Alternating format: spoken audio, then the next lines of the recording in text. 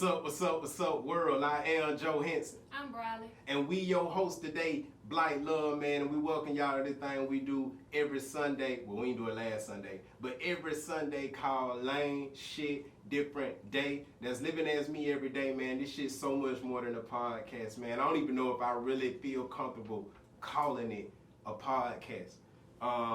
We really just have real conversations, man, and we open the door and allow y'all in. You did?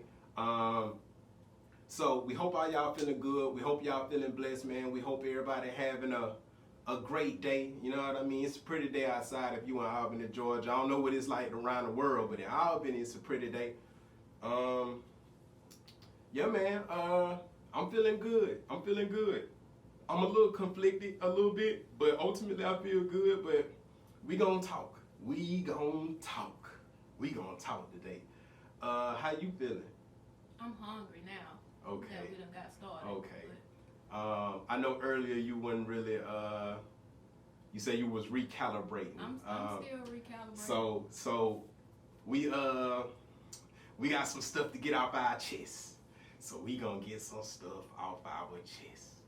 So the theme for this week, for those who already know, who've been tuning in, our podcast isn't one of those trending topic podcasts, what's hot in the media and all that. We don't do all that gossip shit like that. We might touch on something, but we only touch on it for the situation, not for who it is. Like, you know what I mean? We're not part of the gossip reel, long story short. But this week though, love has been a topic this week. Relationships has been a topic this week. Marriage has been a topic this week. People and the relations with people, whether romantic or just platonic, has been a topic this week. So we gonna talk, man. We gonna talk. And I already know it's gonna get a little heated. I already know. That's part of why I'm smiling the way I'm smiling. Because I already know. You know what I mean? I know it's gonna get heated. I already know it is. Because that's how it is when me and her talk, like, about the type of shit we finna talk about today. But I'm happy about that because, to be honest, I've been waiting for this for the past 2 years. I've been waiting on it. I've been waiting on us to have one of them conversations where we on opposite sides. You know what I'm saying? Because it's important. You know what I mean? Like, where we from, Albany, Georgia, people, they view us highly as a couple. You know what I mean? Because a lot of people know us and they see how we are with each other. They know we love each other. They know the love real. So people have this rose-colored perception of us, and I think this gonna be the episode. I think this right here is gonna be the thing that's gonna like show more of the picture of Black love. And although it don't always feel good for me, just speaking for myself, when we be on opposite sides of the conversation like that, it's important. And I think it's important that people get to see what it look like, what it sound like, what it feel. Well, you may or may not feel what it feel like, but definitely what it look like and what it sound like. You know what I mean? Because even the best couple you know go through that shit. They argue, they get in their bag with it. You know what I mean? So I don't like.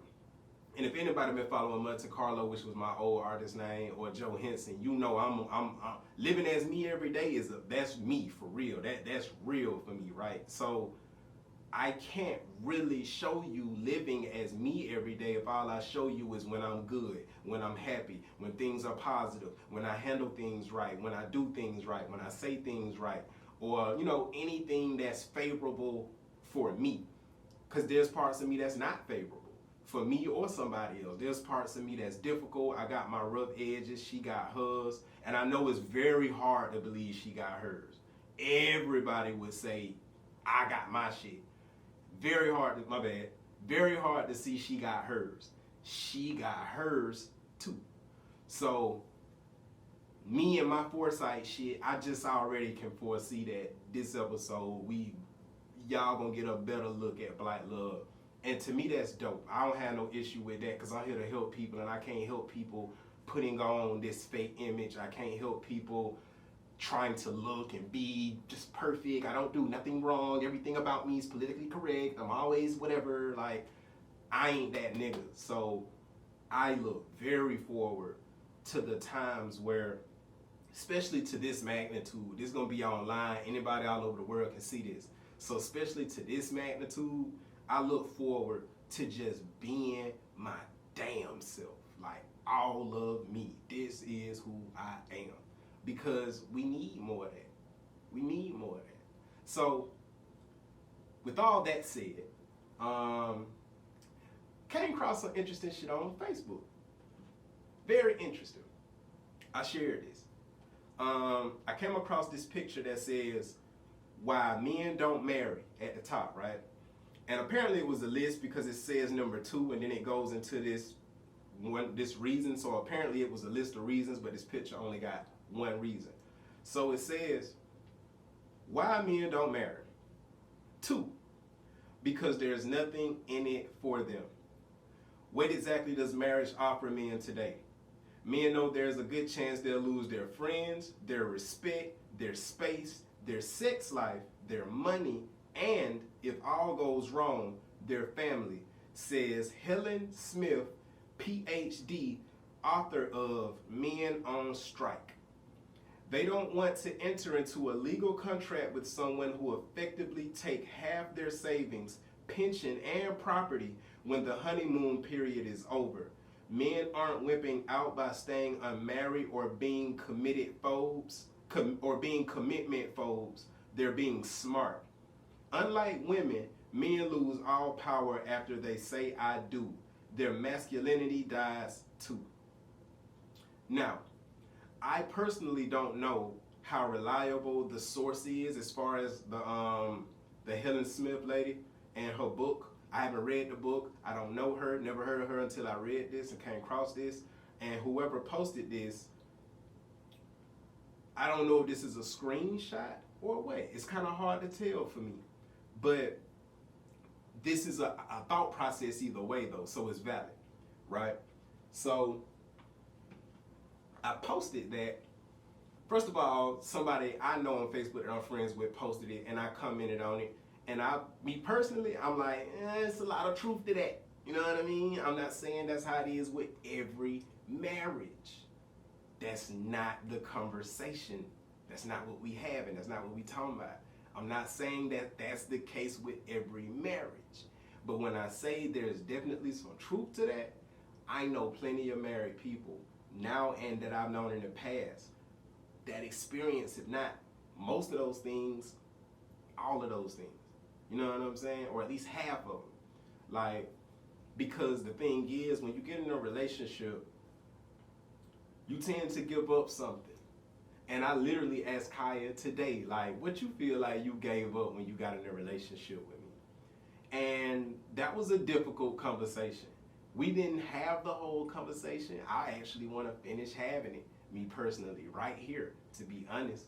But we didn't, well, I don't feel like we finished it, but maybe we did. I don't know. And it's kind of hard to tell with the way our conversations go, which I think y'all will see that in this I think y'all gonna see in this episode how our conversations go. But I see a lot of truth in that, man. Like, I see a lot of truth in that, man. Because when you think about a relationship, man, it's two people trying to share a space. What this space is our lives. We're sharing our lives. And that come with a lot of shit, good and bad. It come with a lot of shit. And people come with a lot of shit. So I'm gonna give a not so disclaimer, because honestly and truly, I don't really care what nobody gonna think about me by the time this video over, because I know where I come from, I know who I am, and I know what I stand for and what I'm about, and I know my intentions. So if my perception or perspective or opinion or experience offends you or affects you,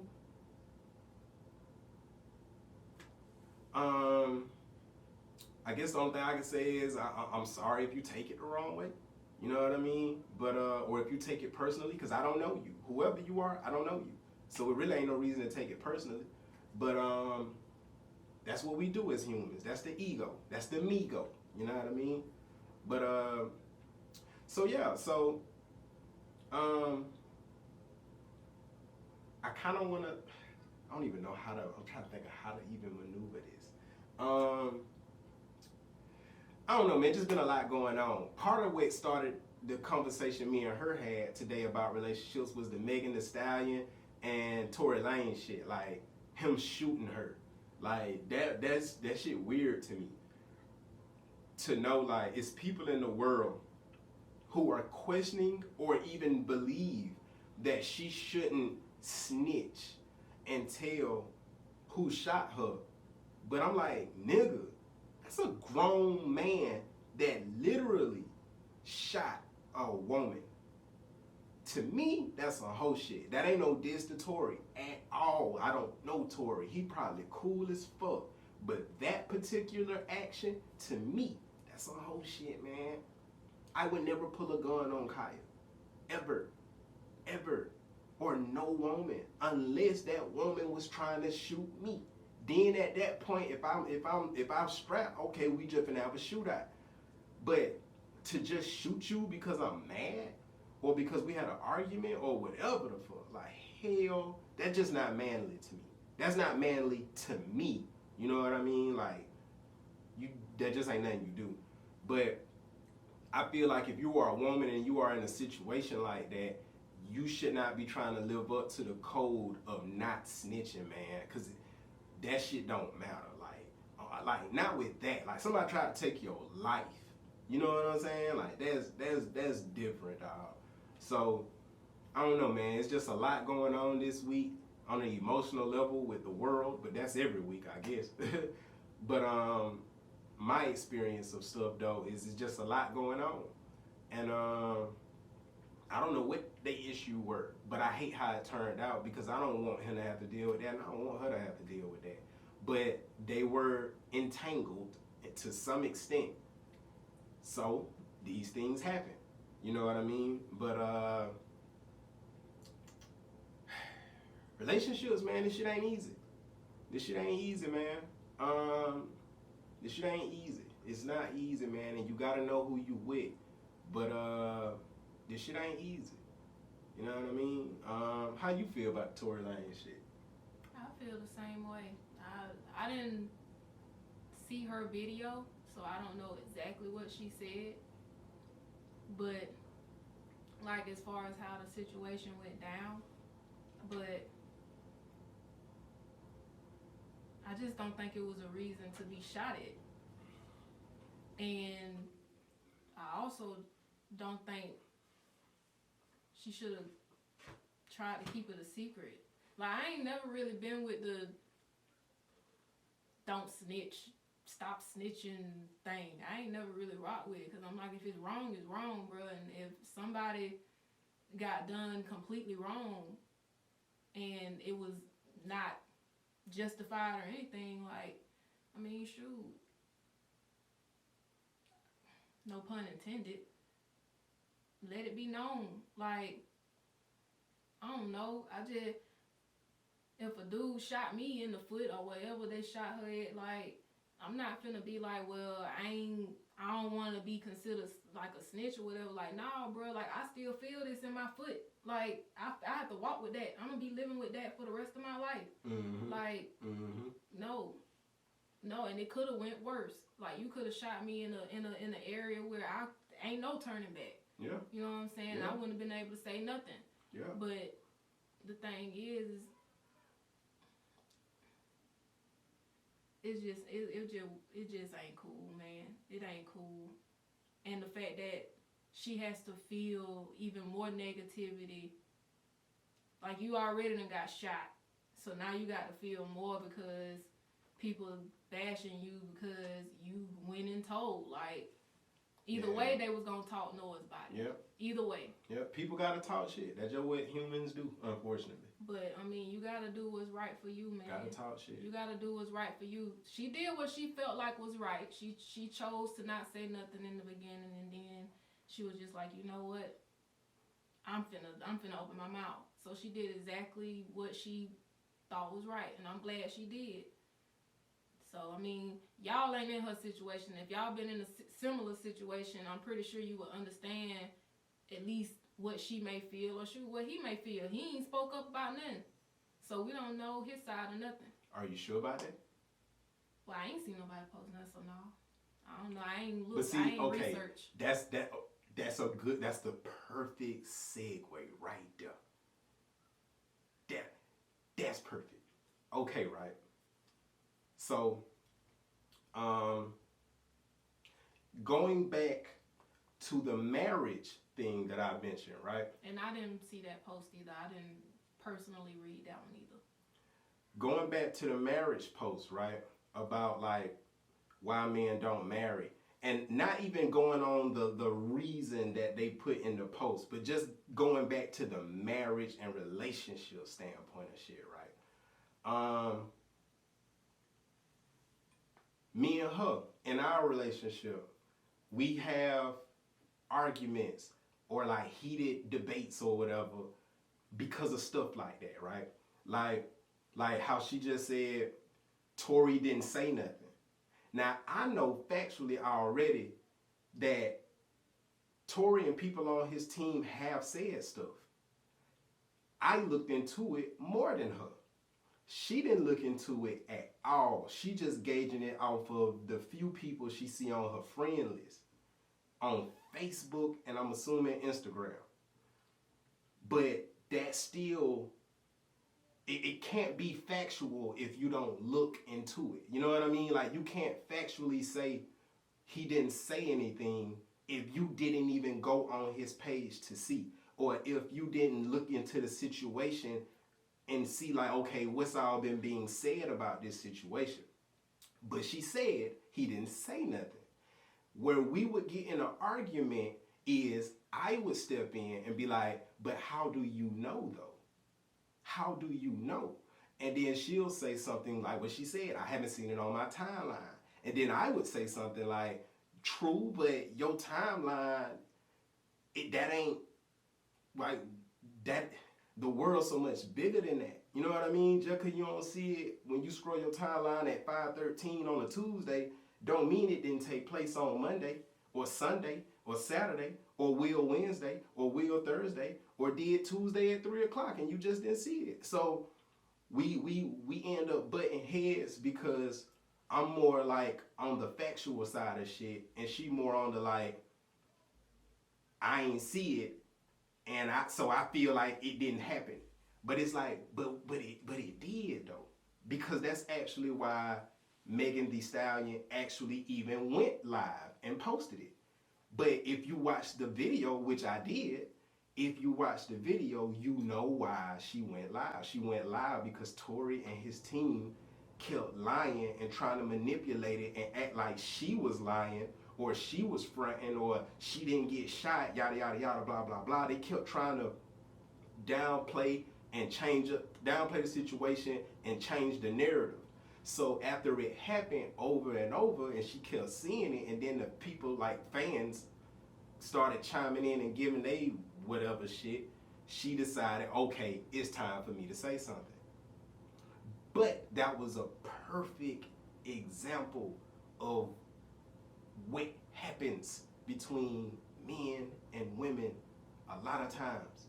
It's just two different ways of communicating, two different ways of processing information, two different tactics and techniques for forming opinions. You know what I mean? Two totally different tactics of how you form an opinion.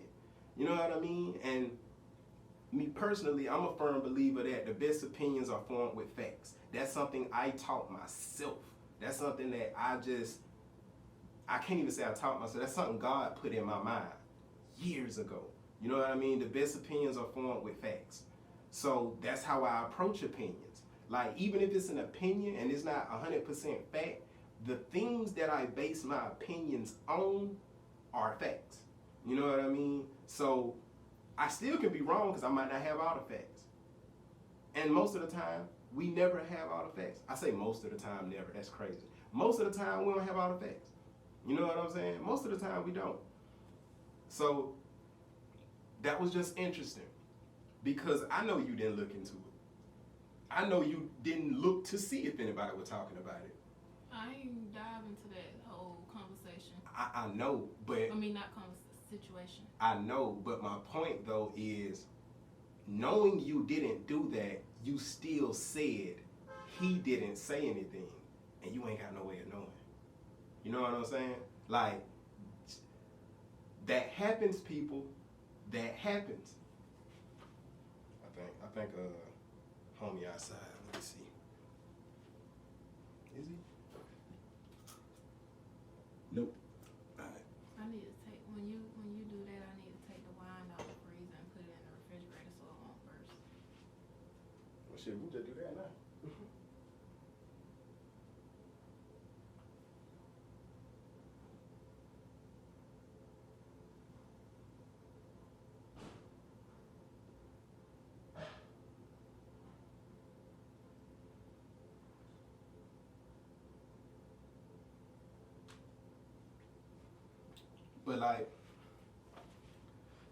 But that's, I don't know, like that's, I don't know, man. I see so much in that. I know I'm whatever, but I see so much in that, man, because like man, I just wish we as humans understood what assuming does. Like, it don't help. It does not help. I ain't never seen nobody assume something and it made the situation better. I ain't saying that it never happens, because it's a big ass world. And I ain't been all around it, and I damn sure ain't met all the billions of people on it. But I know for a fact, I know this for a fact, assumptions are not the best tactic. Assuming is just not the best tactic. And it's so many couples, so many marriages. With the post that I shared with y'all about the why men don't marry, first thing I saw was a bunch of women saying, that ain't true, that ain't true, that ain't true. But how can you know what I mean? Like, I don't know, man. I don't know, man. Like, my curse in life has always been seeing shit that other people ain't see. You know what I mean? So like, we think we know because we feel, and we like, of course we gonna have something to say about it because it directly goes in alignment with our character as women. So if a man don't want to marry a woman, like, of course we're gonna be like, that ain't true, because hell, we want to be married. You know what I'm saying? but that's So of crazy, course we're gonna be like, that ain't true, being defensive about it, because we want to defend, like, I'm good enough I'm married material. So although they might not be right, because we aren't men and we don't know what we can try to put ourselves in a man's shoes, but we ain't gonna really know exactly to our core, like, what it is a man feel and think as far as being in a marriage or something. You know what I'm saying? Like, all we can do is have a very good idea and understanding of it, but we ain't gonna never be able to be in them shoes because we ain't no man. So I think that's why everybody be like, that ain't true, well, everybody that you saw in there was like, that ain't true. That's what I think. But of course, I didn't see the post, so that could be me assuming again. But it's also funny too, because it was women who were saying that's not true. Then it was women who were saying that's a pessimistic way to look at marriage, which it is. It is. But I saw truth in, because like I said, I ain't see the post, but when I heard you reading, I'm like, yeah. Because if I was a man, I'd be like, you know, like, I just, that, I have friends who are married. I ain't never heard none of my friends say, not all of those details. It'd be some of those details. How in depth do you talk to them? But with one in particular,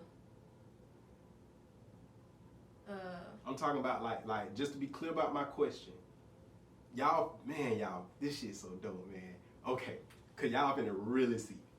How in depth do you talk to them about their day-to-day marriage life? Not a situation that took place, but their day-to-day type shit. They don't go into deep detail. I personally don't pry for that much detail. So I'm not gonna ask them day to day anything about anything, because that's their life, that's their marriage, their relationship. And honestly, sometimes when you, from my experience, whether somebody married or not, when I get invested like that, I'm way too far in it, and I'm in the middle of it, and I ain't trying to be.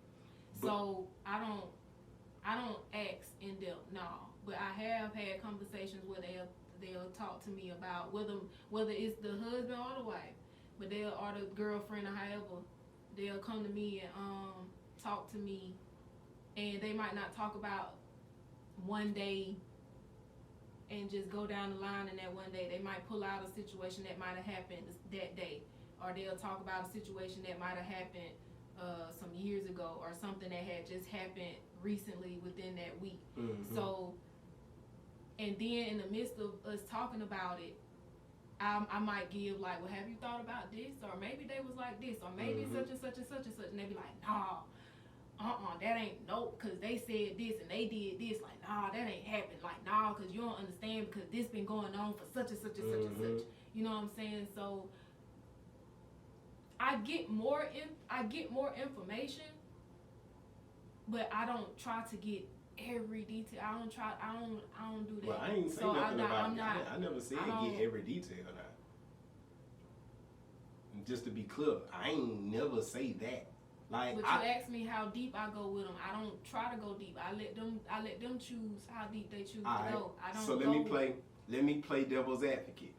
Have you ever asked me if any of these things were compromised?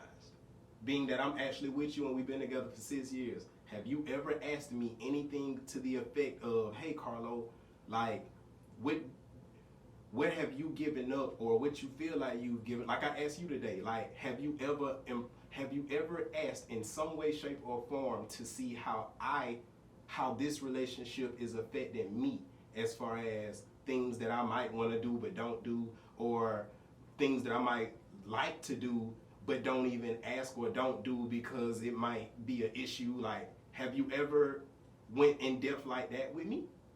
No. Not why often. Why you think? I don't think like that. Why you think you don't? I don't think like that. No, that's what I'm asking you. Why you think you don't? Nobody has ever done it with me. My family don't really even talk like that. I do it with you. I done that the whole time we've been together. Yeah, you have, but before you, I've never had. We don't talk like that. My family, we don't go in depth like that. We just now really starting to talk a little bit more in depth. We don't. My family wasn't like that either. Okay. So I relate. No, I'm just like, see, I'm not saying that towards you. I'm just saying I relate to that. That's not me saying like, you know what I mean? It's not first nature to me. I'm used to. It's always been. My family an emotional ass family. They don't really give a fuck about what somebody else is giving up. They don't really give a fuck about how it may affect the other person. It's about how what you're doing affecting me right now. Like, if I'm doing this for you, like, how the fuck it's gonna affect me. They don't give a fuck about how it's gonna affect you. And I ain't saying they don't care at all, cause they do. But most times, because we are very prideful and we have a lot of ego and we're stubborn, we're not gonna, and most of them are Leos, they ain't gonna give a fuck about, I'm gonna squash that because I don't really care about talking about signs no more. But I'm sorry. To be really real. I'm sorry. But although those characteristics are true to some extent, but as strong-minded and strong-willed as Leos are in my family, and all of them basically just had a birthday to pass, nobody ain't really thinking about the other person like that. Like, why you think that's the case though?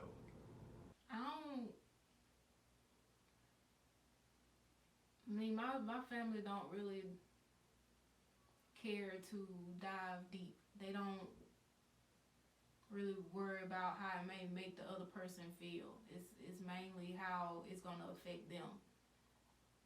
They might not be intentional. In some situations, it might be intentional, but majority of the time, from what I gathered growing up, don't nobody really be caring about how it's gonna affect the other person.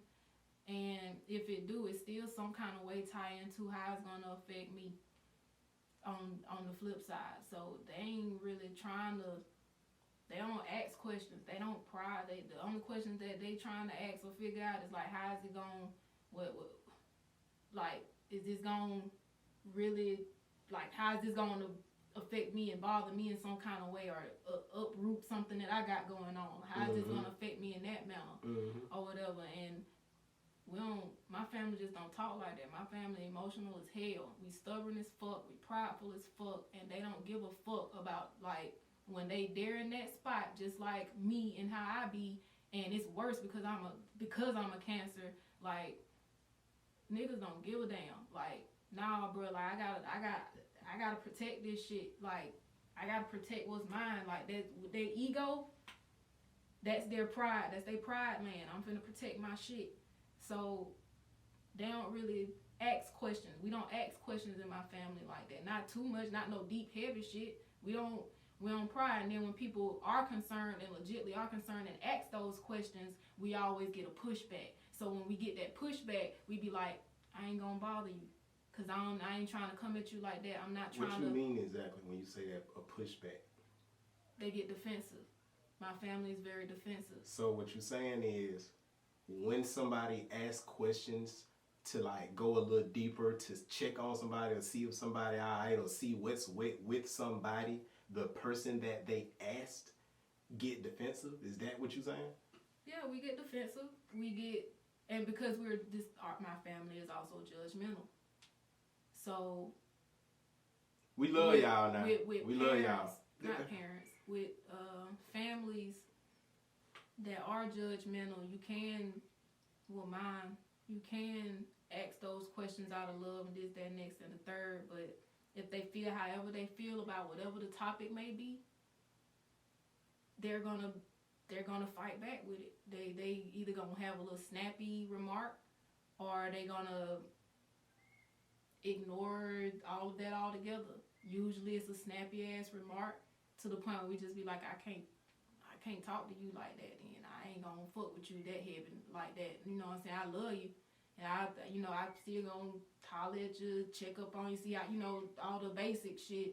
But as far as trying to get to know them and dive a little deeper and be more on a love level as far as family and understanding, we don't have that. My family don't have that. We would want it. We want the shit, but we don't know how to do the shit. So I ain't never been taught the shit. So it's a struggle to learn it, to be real. Because like I said, we want it. We dead ass want the shit, but nobody has been taught the shit. Nobody. Not even my great aunts and uncles. Like I said, well, I didn't say, but it's big generational gaps. Big gaps. So most of the learning that the younger generation have in the family comes from the older generation that was scared and couldn't really say what they needed to say. Couldn't really do what they needed to do. Always have to be like, well, you need to do this and you need to do that. So we did what we was told. Can't ask too many questions. You being disrespectful if you ask questions. You know what I'm saying? And that just lead to shit where you can't really understand nobody. You can't even really get to understand yourself because you can't ask questions. Niggas get attitudes about questions. You can't have real legit conversations about your family members and learn some shit because everybody want to feel. My family just ain't the family to talk. We ain't never been that family to talk. We talk, but we always on the surface. Everything. If I remember, if my memory is somewhat valid, conversations that has been had that I've been around for, because I was always taught stay out of grown folk mouth, so most of the time children had to go outside or go in another room.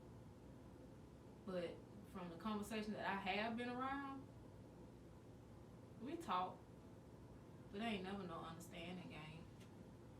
I mean, you just we get some kind of something, but don't nobody really know shit about shit with shit. Like, and don't give a damn to know because we feel, and when what we feel, we think we know is accurate, and it don't be right. But that's what I do. So I didn't really have an example. I ain't get that. So, I wound up doing the same shit they doing. Not wanting to do it, but I wound up doing it because that's being observant. And as a child, you're going to pick up shit. Mm-hmm. You're going to learn shit. Don't even know that's what you're doing. Mm-hmm. I mean. So what is it about that just got you like emotional? It's difficult to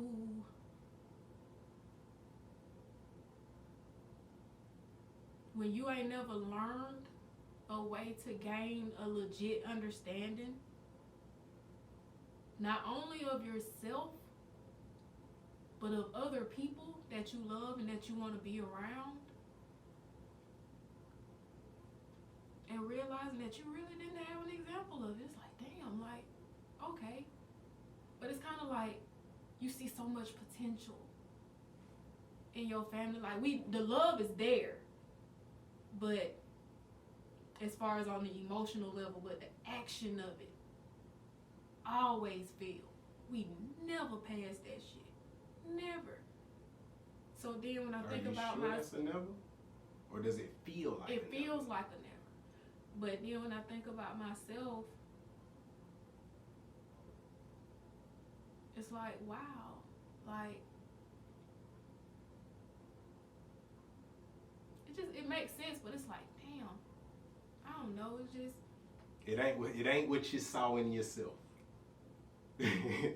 But see, that's the thing. That's the thing. And the thing is, man, you describing probably every family in America. And not even just America. Not even America. You literally, in my personal opinion, you just described everybody's family. I don't think it's a person that's watching this, and I wish we was doing a live chat. I wish it was a way we could do a live chat right now, but this shit already pre-recorded. So I mean, we can't. When it's posted, it's a live chat on the premiere, so y'all just have to tune in and be part of the live chat. Yeah, please, please, please, please, please, y'all, chime in and let us know in the comments anywhere you can leave your remarks. Let us know if what she just described is your family experience. Cause it's damn sure mine. It's damn sure my family experience. But also too though, like my bad, I didn't mean to cut you off. I mean, I was done. I didn't even know like those were tools that was needed. I didn't know that until recently. So that's the thing, like they didn't have those tools to even show us. So it's like... But how do you get those tools? Because from what I'm hearing, it sounds like you're saying to an extent your family was supposed to give you your understanding and show you how to understand yourself and this, that, and the third. That's what it sounds like you're saying, without flat out saying it. Yes, partially, but also too from... Okay. As a child, as a child, I've tried to gain some kind of understanding with my family. I have tried. Or even if it's just on the personal level. If I had a question, I would ask. Because I was a child, which is why I even share posts that be like, man, pay attention to your kids, or say you sorry to your kids, listen to your kids, you know what I'm saying? Because I was asking questions to my relatives or whatever, but since you are a child, whatever you saying irrelevant. Whatever you saying as a child is irrelevant. It don't matter. Stay out of grown folk business. The grown folk talking, now grown folk finna talk about this and figure this out, whatever it is. But it's like, dang, but I'm here too though. Like, Mm-hmm. this don't affect me none. You clearly know as a child it does in some way, shape, or form. Mm-hmm. You might not know how. Definitely. But you already know, which is why you asking. Because Yeah. you ain't stupid. Yeah. Like we observant. Yeah. Kids are that's how they start learning. They pay attention and observe. Yeah. So it's not like I didn't ask certain things. I don't ask all the questions. I'm not the question person a lot. But the few times that I have asked a question and did not get my answer, either got shot down or didn't get an actual answer or none of that, after a while you just stop asking. And you just start trying to put stuff together yourself, which is why a lot of us in my family assume, because that has always been the thing. We have to always try to go get the answer ourselves, but we don't be knowing how to get the answer. Because when we try to ask, we don't get it. So it's just like, well, shit. You know, like we'll just try to, okay, this worked for me. Alright. I don't know how to maneuver this. Just being blunt and honest about it. I don't know how to maneuver this because I really don't want to talk about your family like that. Well, then, you know what I mean? I don't want to mute you at all. That's not the goal or none of that. If this is stuff that you gotta say, you gotta say. But I don't have to say, don't. but you asked the question, so I was trying to answer it with as much clarity as possible. But I mean, I don't have to go anymore. That's basically the gist. So, because I just don't want. I don't want to. You know what I mean? Like I don't want the whole podcast to be about like people in your family, and then it end up being taken a certain way. You know what I'm saying? With the way my family is, however they gonna take it, they gonna take it how they take it when they take it. True, but we had a concept for this episode, and it wasn't. You know what I mean? And so we can continue. I just don't want to. It's a real. It's real touchy, you know what I'm saying? So I don't. For me, it's real touchy because again, I don't want you to feel like I'm just saying like shut up, don't talk about them, because that's clearly not the energy I'm coming with. But at the same time, too, I know we had a focus, but then also like I don't have nothing to say about them. I just don't want it to be no issue after this. You know what I'm saying? Because honestly and truly, I don't know how much of this you said to them. I ain't said shit to them. What, like? See, so that's my point. Because I wanted to assume that, but you know I don't do this assuming shit like that. Look, I'm going to say whatever I want to say, how I got to say it, because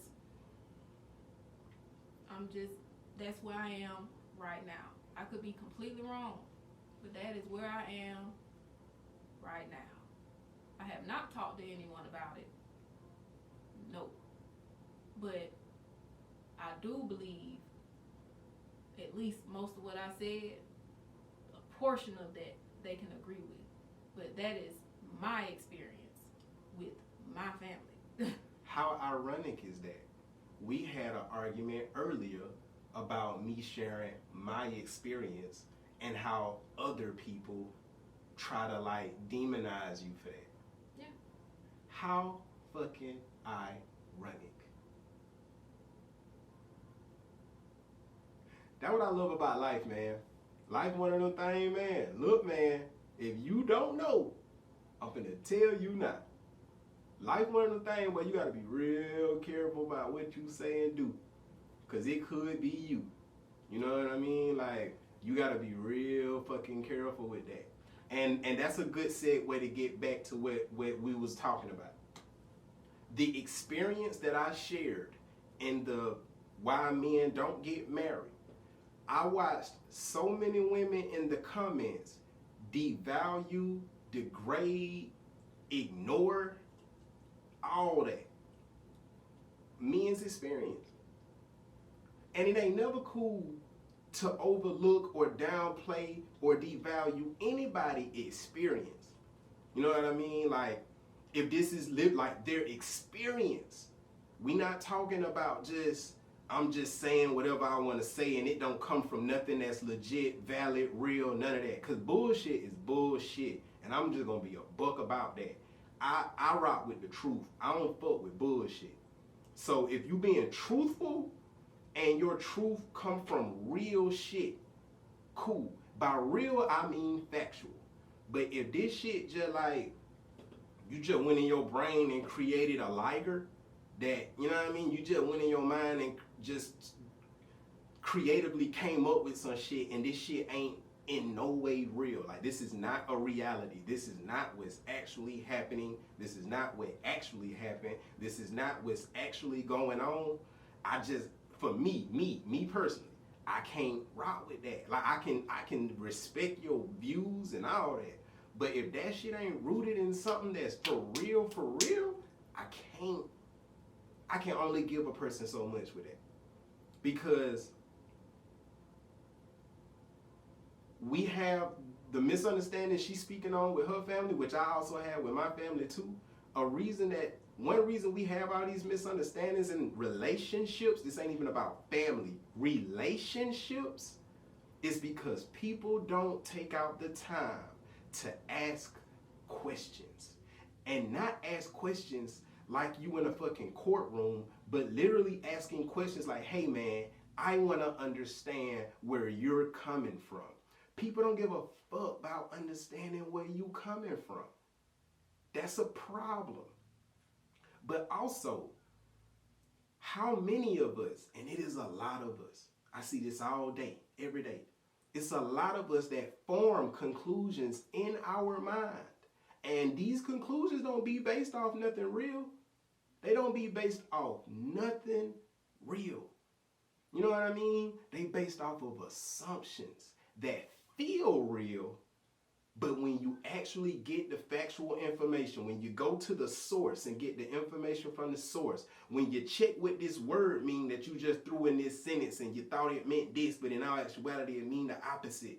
When you dig and find the factual information, you start smelling your own bullshit. And that's important. I know people don't like to know that they got bullshit, but get what? It ain't a nigga on this planet that don't have bullshit. Your 6-year-old child got bullshit.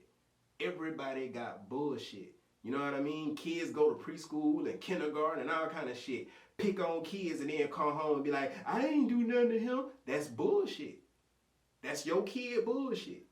All day long now, that's they bullshit. Because you know what you did, but you came home and you fronted about it. That's bullshit. Humans have bullshit. All of us. I got bullshit. She got bullshit. We got bullshit. Y'all got bullshit. Y'all got bullshit. Everybody got bullshit. I wish as a world, as people, as a species, that we weren't so egotistical and so emotionally fragile and so guarded and like overly defensive that we can't accept our own bad the same way we accept our own good. You know what I mean? Like, which is why L.A.M.E is a thing. Living as me every day, the whole point of that. You gotta accept all of you. Not just your good shit, like all of you. If you are a liar, you gotta accept that. You know what I mean? Like, not to say accept it like, oh shit, I'm gonna always be a liar. You can change that. The thing about it, you can change anything you wanna change about you. Anything. You might not be able to get rid of certain urges you have, but you cannot buy into the urge. Just because you had an anger issue and your parents had anger issues and all that, that don't mean you just doomed to always have anger issues and you can never learn how to control your anger. That's not true. And if you believe that about yourself or tell yourself that, that's more bullshit. Because that's not true. Like, we got to realize God say, ye are gods. Lowercase g. That G lowercase. Please don't capitalize that G. It ain't but one capital G, God. We are gods. Lowercase g. Meaning we have the power to change. We got the power to create. We got the power to do anything we put our mind to. That's some real shit. So like, when I hear you talking about like your family and you've never asked me like no shit like that because of you just ain't used to that and that ain't how your family grew up. I identify with that because my family the same way. Niggas wasn't just asking me probing questions to get to know me and just, you know what I mean? Like, with people, man, like the issue with people is we all got an ego, but the world is about we, not about me. But the ego is all about me. So in order for us to be responsible members of the universe, in order for us to be good partners with each other, in order for us to really be family, we gotta chill with the ego. We gotta move the me-go out the way. M-E-G-O. Move that nigga out the way so I can see you. Because all I see is me. I don't see shit but me, just me. This what I feel, this what I think, this how I am. Me. But it's a whole nother nigga in front of you. It's a whole nother nigga beside you. It's a whole nother nigga behind you. It's a whole nother nigga that live in this house. It's a whole nother nigga you grew up with. It's a whole nother nigga you work with.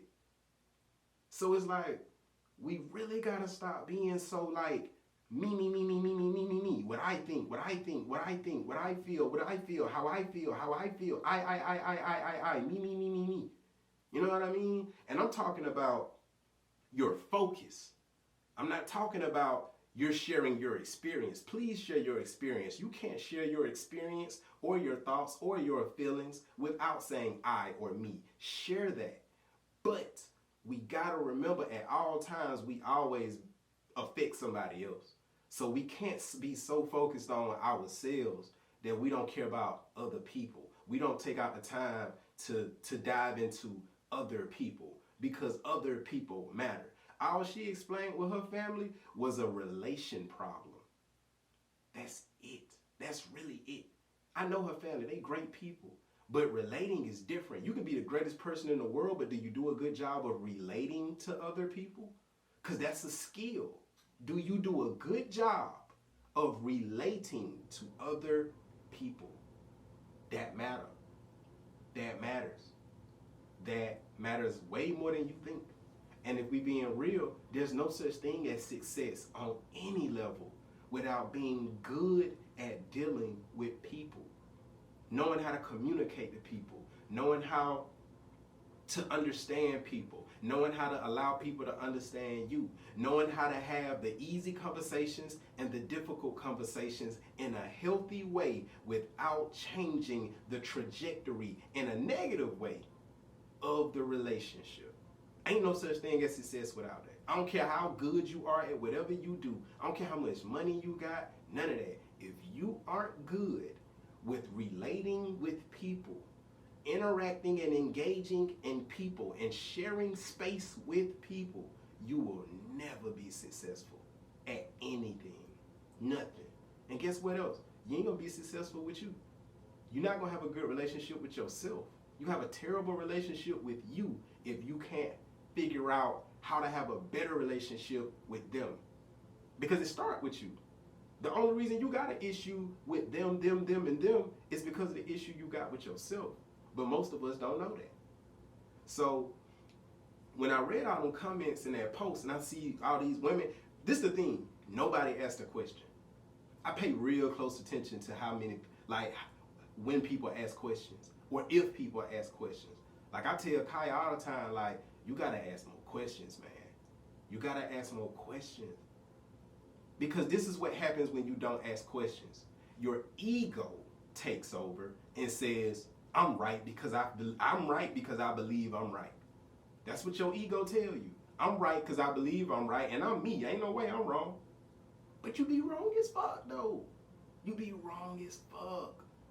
We be wrong as fuck. Last episode, Kaya was talking about, we was talking about Cain and Abel, and Kaya was like, it was Cain that did the wrong stuff. And I get it. I get them confused sometimes. So I was like, nah, I think it was Abel. So she kept talking, right? I was wrong. But I checked my ego. When I said that, I was like, let me look to be sure. Because I could be wrong. That's something you know how they say, WWJD, what would Jesus do? My version of that is, I could be wrong. I could be wrong, nigga. ICBW. That's my version of that. I have that thought all the time. I could be wrong. As much as people think that I'm just whatever, as far as like, people think I'm smart. I'm really not smart. But I know I can be wrong. So guess what I did? If you didn't see the last episode, while she talking, I'm looking, I'm checking, and when I found out I was wrong, guess what I did? It was Kane. It was Kane. It was Kane. I didn't be quiet to myself. Oh man, I was wrong. I can't let nobody know I was wrong. I said this on camera. I can't let nobody know I was wrong. Even though if you do the research your damn self on your phone, you're gonna see I was wrong. Why do we do that? As human beings, why do we do that? Why do we try to hide when we're not right, or hide when we do wrong, or hide when we do some low vibration shit? Why we try to hide that? Do we care about being good and doing right, or do we care about how people perceive us? Which one do we care about the most? Please leave a comment and let me know where you stand with that, because that's a problem I see. When I looked at that post, first of all, I don't agree with the post in the sense of this is a strong enough reason to not get married. I want to get married. I know everything they talking about, and I still want to marry that woman over here. I know way more about that woman than y'all will ever know. And I know it's some very high mountains I got to climb to be in a relationship with this woman. But at the same time, I'm willing to do that because I love her. And I want to be with her. And I got to understand that shit, I got my own mountains too. You know what I mean? But why don't we... It just be interesting to me, because when I see stuff like that about men and women, I ask questions. If I comment, I ask a question. I ask questions. You know what I mean? Like I asked Kaya today in reference to that post. What you feel like you gave up when you got in a relationship with me? Her first answers was emotions. But as we talked about it, she kind of got this thing where she kind of changed her answers up sometimes. And I don't necessarily like that, but I have to respect that, because part of me feel like her id told her one thing, but because I asked more questions about it, it kind of seemed like to me, and this ain't an assumption, it's just what it come off as, it come off to me like, oh shit, when I ask more questions, she get kind of like uncomfortable. So it's like, oh, well, let me figure out another way. Let me maneuver. But it's like, but if that's your honest truth, that's your truth. You know what I mean? It ain't gotta be right. It ain't gotta be none of that. But if that's your honest truth, that's your truth. So her first thing was emotions, which was very interesting to me, because there's no way she could factually tell me she gave up emotions when she was emotional earlier today. She was emotional the other day. She get her shit off. You know what I'm saying? So in my mind, I'm like, when I ask what you gave up, I mean like what's not present. Her emotions are extremely present all the time. You know what I'm saying? So that was a little weird to me that was her answer, but it wasn't surprising, because I challenged her though. You know what I mean? I challenge her emotion, because I know she the type that'll just like, I feel this what it is. But I'm the one, and I feel like I'm supposed to be this one. I'm wired to be this nigga, first of all. But I'm the person that step in with her and be like, but how do you know? Just like I did with Tory Lanez. You know what I mean? But little small stuff like that turns into big arguments, just because I be like, but how you know though? Like, you don't think you assuming? You know what I mean? So like, I just encourage her and myself and everybody else, ask questions. Every woman who commented on that post could have gained a better understanding if they had asked questions. Or better yet, if you asked the right questions. What about asking why men feel like that? If you know why men feel like that, guess what you can do, lady? Not make your man feel like that. If that's important though, is that important? Do you care to be the type of woman that don't make your man feel that way? Or do you care more about him just not feeling that way? Do you get what I'm saying? It's very different. If you care about not being the type of woman that makes a man feel like that, you'll ask questions so you can know how to avoid making a man feel like that. But if your real issue only is that niggas feel like that, you don't care about what role you play in it. You just care about don't feel like that. Basically, don't feel like that. Don't feel like that. And that's what I saw a lot of. They didn't say that, but that's basically what it, because nobody gave a fuck about the why. Nobody I saw come in gave a fuck about the why.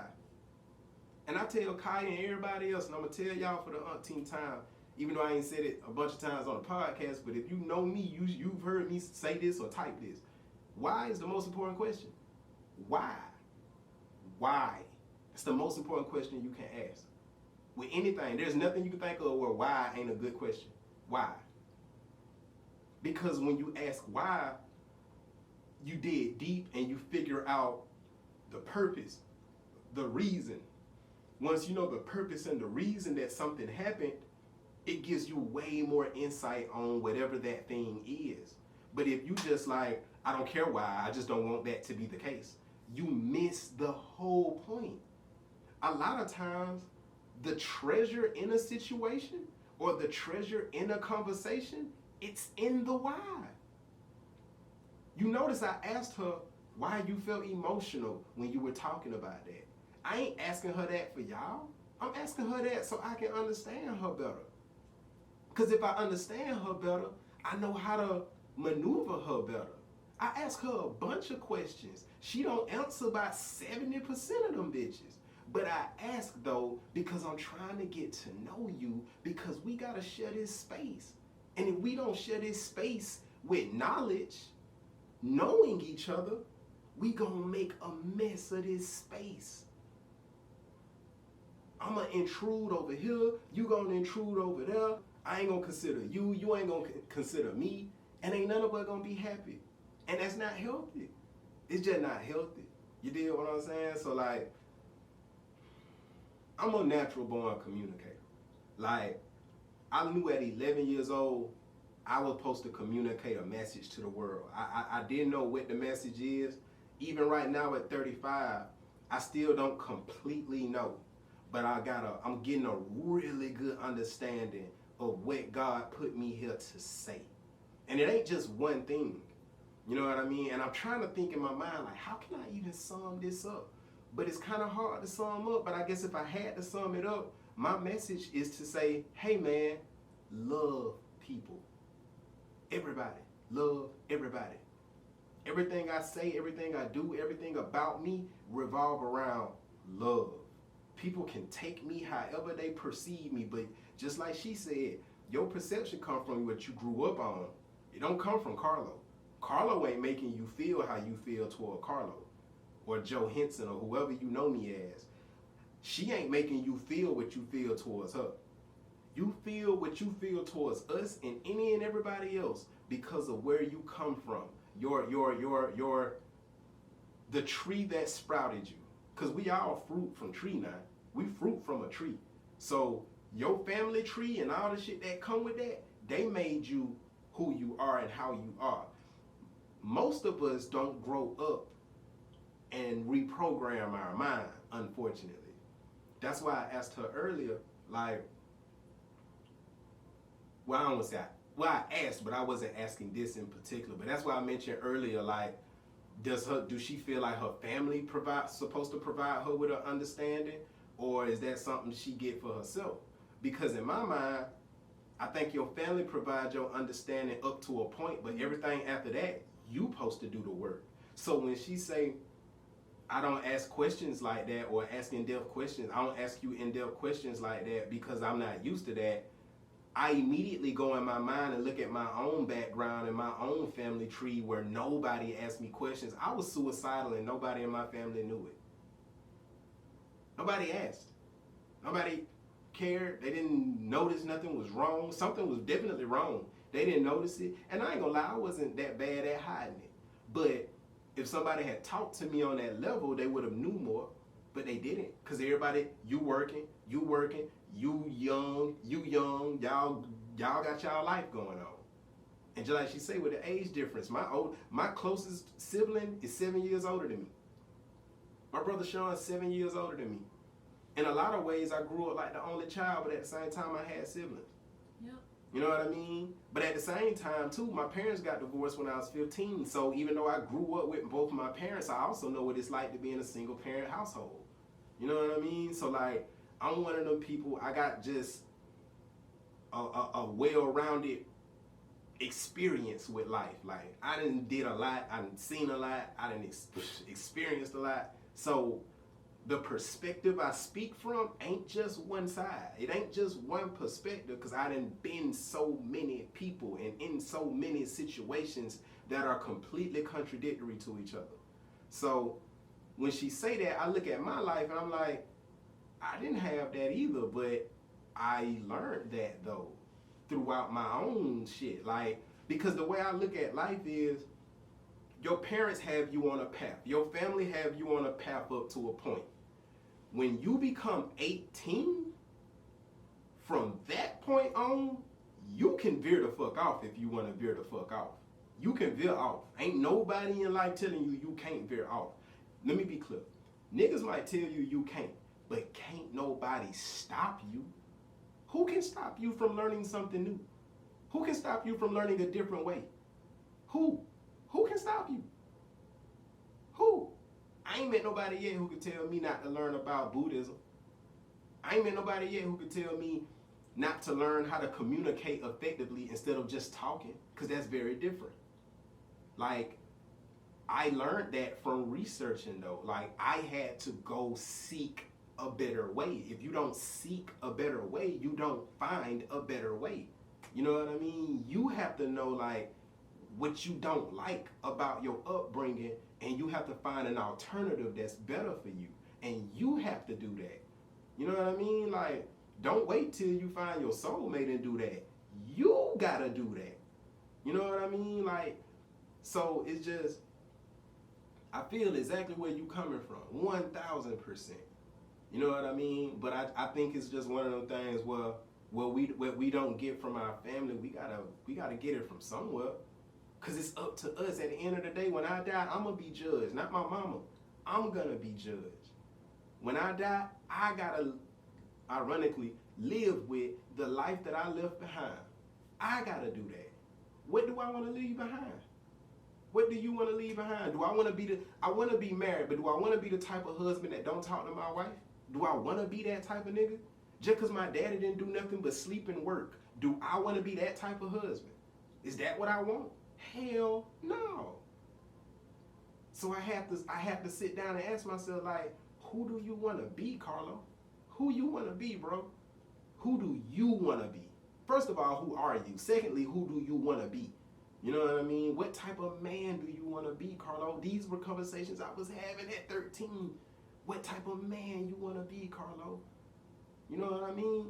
Like, and I know 13 might be way too early for a lot of people or some people. I don't know how that go. I ain't been nobody but me.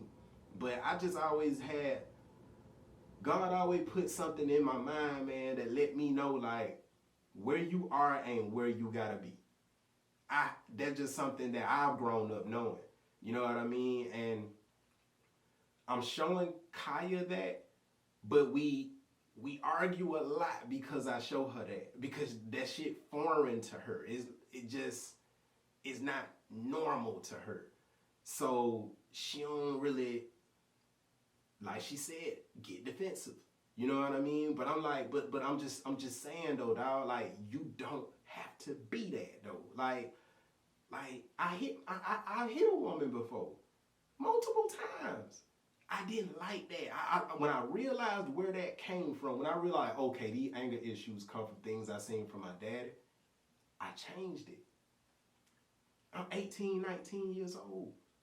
You know what I mean? First time in love, feeling hurt to a level I ain't never felt it before other than my parents. And I couldn't fight my parents. I could have fought my brothers, but I always believed in not fighting my family. So I ain't never for real fought my brothers, ever. But like, I had to learn like, hey bro, this is something you need to change. And you can change this. You know what I mean? Like, you can change this. I'm just one of them people, bro. I don't feel like I'm stuck. I don't feel like I'm forced to be something. I don't feel like I'm forced to be a certain way. So like, how I approach me and her relationship, it ain't got nothing to do with what I saw growing up. It got to do with where I went and changed in my own mind when I got of age. I decided like, hey, I want to be this type of man. This is the type of man I want to be. And I chose to be that. So like, it's just interesting, man, when you think about it, because I know with me and her, when we first started talking, one of the first things I really like, one of the first like pivotal things for me, like I bookmarked this in my head that I said, I was like, you live like you helpless. Like I remember saying that to her, like you live life like you helpless. You know what I mean? Because it just, if something bad happens, she feel bad. It's just kind of like just being a leaf in the wind. And that's very different for me. You know what I mean? That's extremely different for me because I've been a leaf in the wind and I didn't like it, so I learned how to not be it. But even when I was a leaf in the wind, I couldn't be a tree because I was a kid. I ain't had no choice but to be the leaf. I couldn't have been a tree. But when I separated from them, oh nigga, I'm a tree. I don't just go where the wind blow. Fuck that. You gonna need lightning or a tornado or some shit, nigga, to get me out the way. I'm here, nigga. This is where I want to be. This is the type of person I want to be. So, like, even though I've never seen my daddy talk to my mama the way I talk to Kaya, I talk to Kaya like a person who really want to get to know her because I really want to get to know her. I don't look at her as a woman that just supposed to give me all my wants and needs when I want it, and I don't really give a fuck about who she is, where she at, how she feeling, what's going on, none of that. Like, I talk to her like a human being with wants and needs and desires and problems and deeper shit going on. So I ask a lot of questions because I want to be the best partner I can be. You know what I mean? And I learned that that's my role. Like, I learned, like, and this ain't no exaggerated nigga metrics that I do. Not really exaggerated, but nigga metrics. This ain't no nigga metrics. This is legit. I don't think we've had 2 conversations in our whole relationship, like serious conversations, real conversations, them type of conversations where you get to know each other more, like for real on a deeper level. I don't think we done had 2 of them that she started. Do you think so? Am I wrong? But that's something I choose. Like, I choose that. That's not a product of where I come from. That's a product of who I want to be. I want to be the type of man that care about what a woman got going on. You know what I mean? Which is why a part of me was hurt when she told me emotions earlier. Like, that hurt a little bit. Because in my mind, I'm like, I have completely changed my whole life to make sure that you are okay emotionally. But that's why can I please get this out? Please. I ain't trying to be whatever. I'm just trying to, I'm almost done, I promise you. But like, that's why I'm like, shit, hold on, let me get it. That's why it hurt, because in my mind, I'm like, my whole, everything about me has been morphed to fit into your comfort zone so you wouldn't have so many emotional distressors or battles or whatever it is that she deal with emotionally that I might not even know about.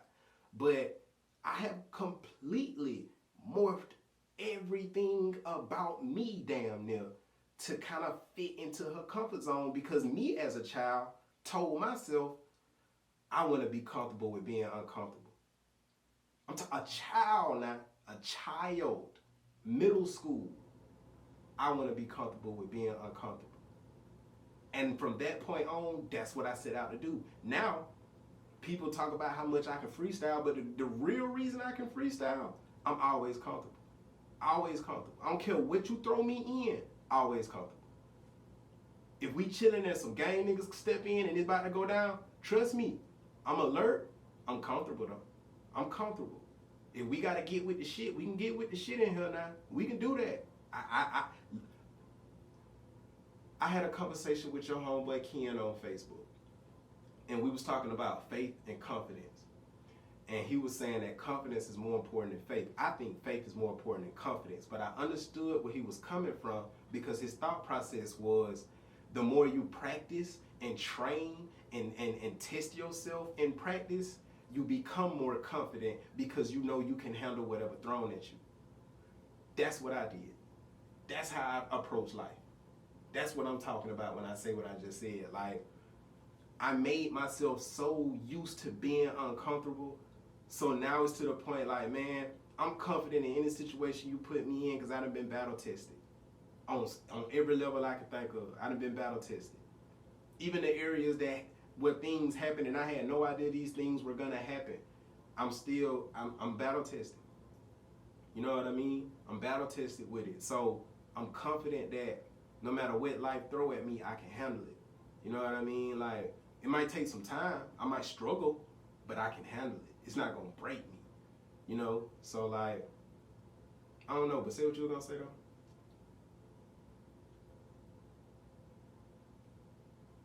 It was about how it hurt a little bit when you said emotions, and in my mind I'm just like. But that's why I went back and changed my answer earlier. I said it's not emotion.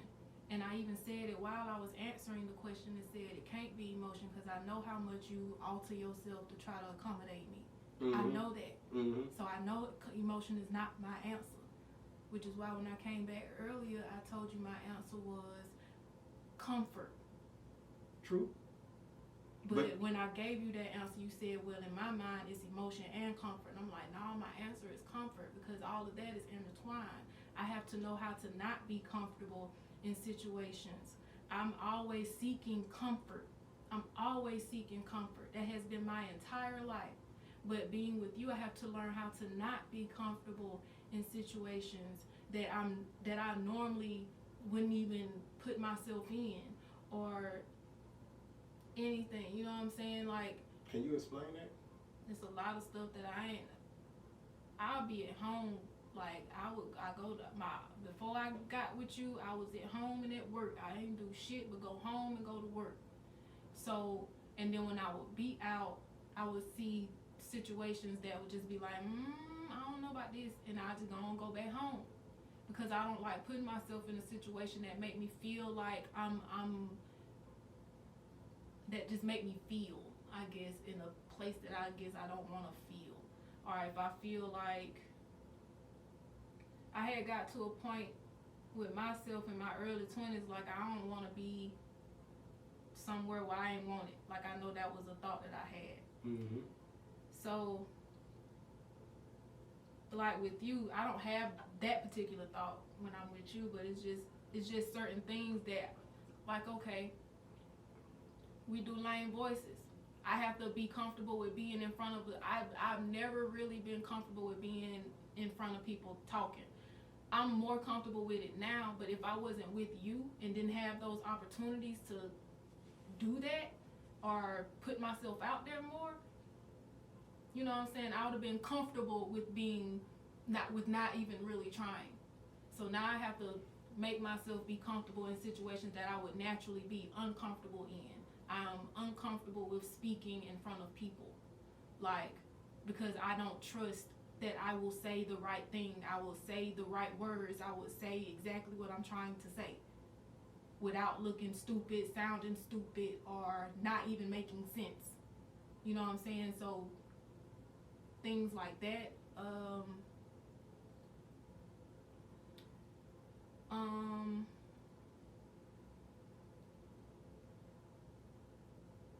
That's the only thing I can think of right now. That's a good enough example though. So like, okay, so but I have to. What you was gonna say? I mean, you say what you're gonna say. I was just gonna repeat what I already said. Basically, it's just I have to learn how to be comfortable with being uncomfortable, cause I'm always looking to be comfortable. Like if I'm like having this conversation for the podcast can be a little bit uncomfortable. I feel that. I have to be comfortable with it because where I want to be open and free to where I can express whatever the fuck I need to express and not give no fucks about nobody else because I'm being real with me and being real with God and moving forward in that. You know what I'm saying? Mm-hmm. But so what's uncomfortable about this conversation? for one, I have to accept shit that I don't really want to accept, or I have to realize shit that I don't really egotistically want to accept and realize. Because one thing I've been wanting to say for a while, but I didn't want to cut you off, was like, because you had said like one thing in my message that you want, as far as your message, what you want to give off is like love. Love people. Love people. And what I wanted to add was like, people got to learn how to be humble. You have to find some kind of humility within yourself, because we spoke on ego and we spoke on the lowercase g's with the gods, but everybody always put a capital G, and that's because of the ego. And yes, we don't know how to humble ourselves to even give love and accept love. So that might be yours, but when I'm thinking about myself, I'm thinking about, okay, the message that I'm probably finna give off, at least right now in the current stage of my life and where I am, is humility. Because like what I told you earlier, before we even start, me and him was talking before we started the podcast, and I was like, I know I asked God last year and the year before, like, show me how to humble myself. Mm-hmm. But you have to be open enough. You have to open your eyes up enough to know when God is actually talking to you, because he talked to you all day. You just got to know when he's doing it. But then you also have to do the action. So with me, since I'm starting to learn that I have a way bigger ego than I thought I never had. I thought I didn't have an ego. I have one of the biggest egos out of anybody that I know. They're my favorite episode. So already. Within this podcast, this episode in particular, like I'm still learning how to humble myself, not get defensive, because that's automatic for me. So, oh my bad. I'm sorry, go. But I don't think I answered your question though. What was your question before I went into all that? You did answer it. I did? Yeah. Oh, okay. But like, what did I say today in this podcast that is worthy, because that's very important, that's worthy and warrants you being defensive? Because mind you, and I say this to you every time we have one of those conversations, if you're going to defend yourself, you have to be under attack. If a person don't swing at you, what you blocking? So what did I say that was a swing to you? You didn't. So then what are you defending exactly? What are you defending against?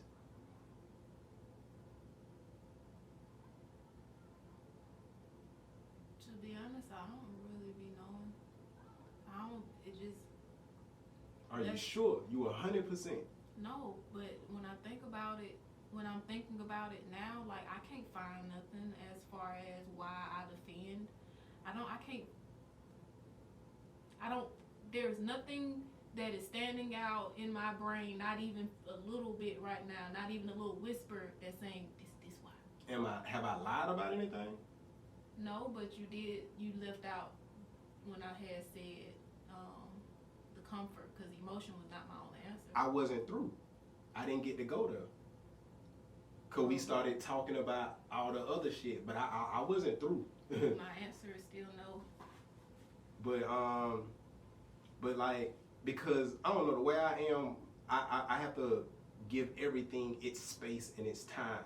So I know you said two things, but I was just going down the line. The number one thing you said was emotions. I was going to get the comfort later. But the irony of it is, they both one and the same with you. They're literally one and the same.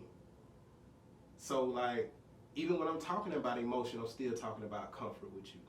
Even when I'm talking about a comfort, I'm still talking about emotion to you. You know what I mean? But it's just, what I wish women understood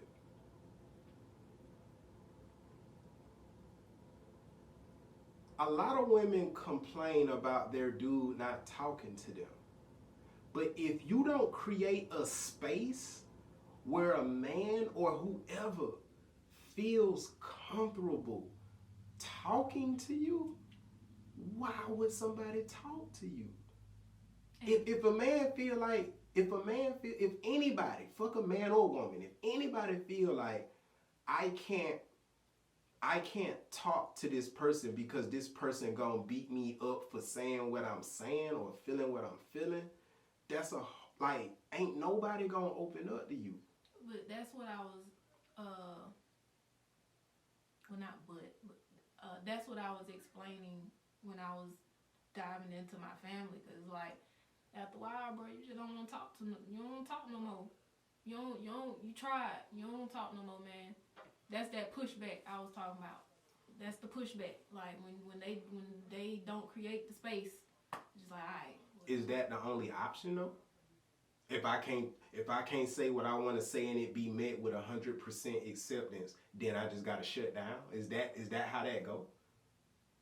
Is that how that should go? Let me say that. It's not how it should go, but that's a method that we thought worked. And by we, I hope you're talking about the world, because the whole world do that. That's a worldly thing. That ain't just your family. My family do that. Well, we. Like, that's just a human thing. It's niggas watching this right now that do the fuck out of that. But this the thing, cause for me, on my side, on this side of lame shit different day, I want this to be an educational podcast to an extent. I want you to be able to watch this and learn some different shit. So I feel like we would be doing a disservice to speak on that side, but not give them an alternative solution. Okay. So instead of shutting down, just because when you try to say something to somebody, they don't receive it the way you feel like they should, the way you need them to, or think you need them to, or want them to, whatever. Shutting down is not a healthy way to respond to that. There are several ways. Number one, you can just ask the person, or just be like, this the thing. We gotta realize it ain't about not making somebody feel some kind of way. That ain't what life about. People gonna feel some kind of way. We all feel some kind of way about something.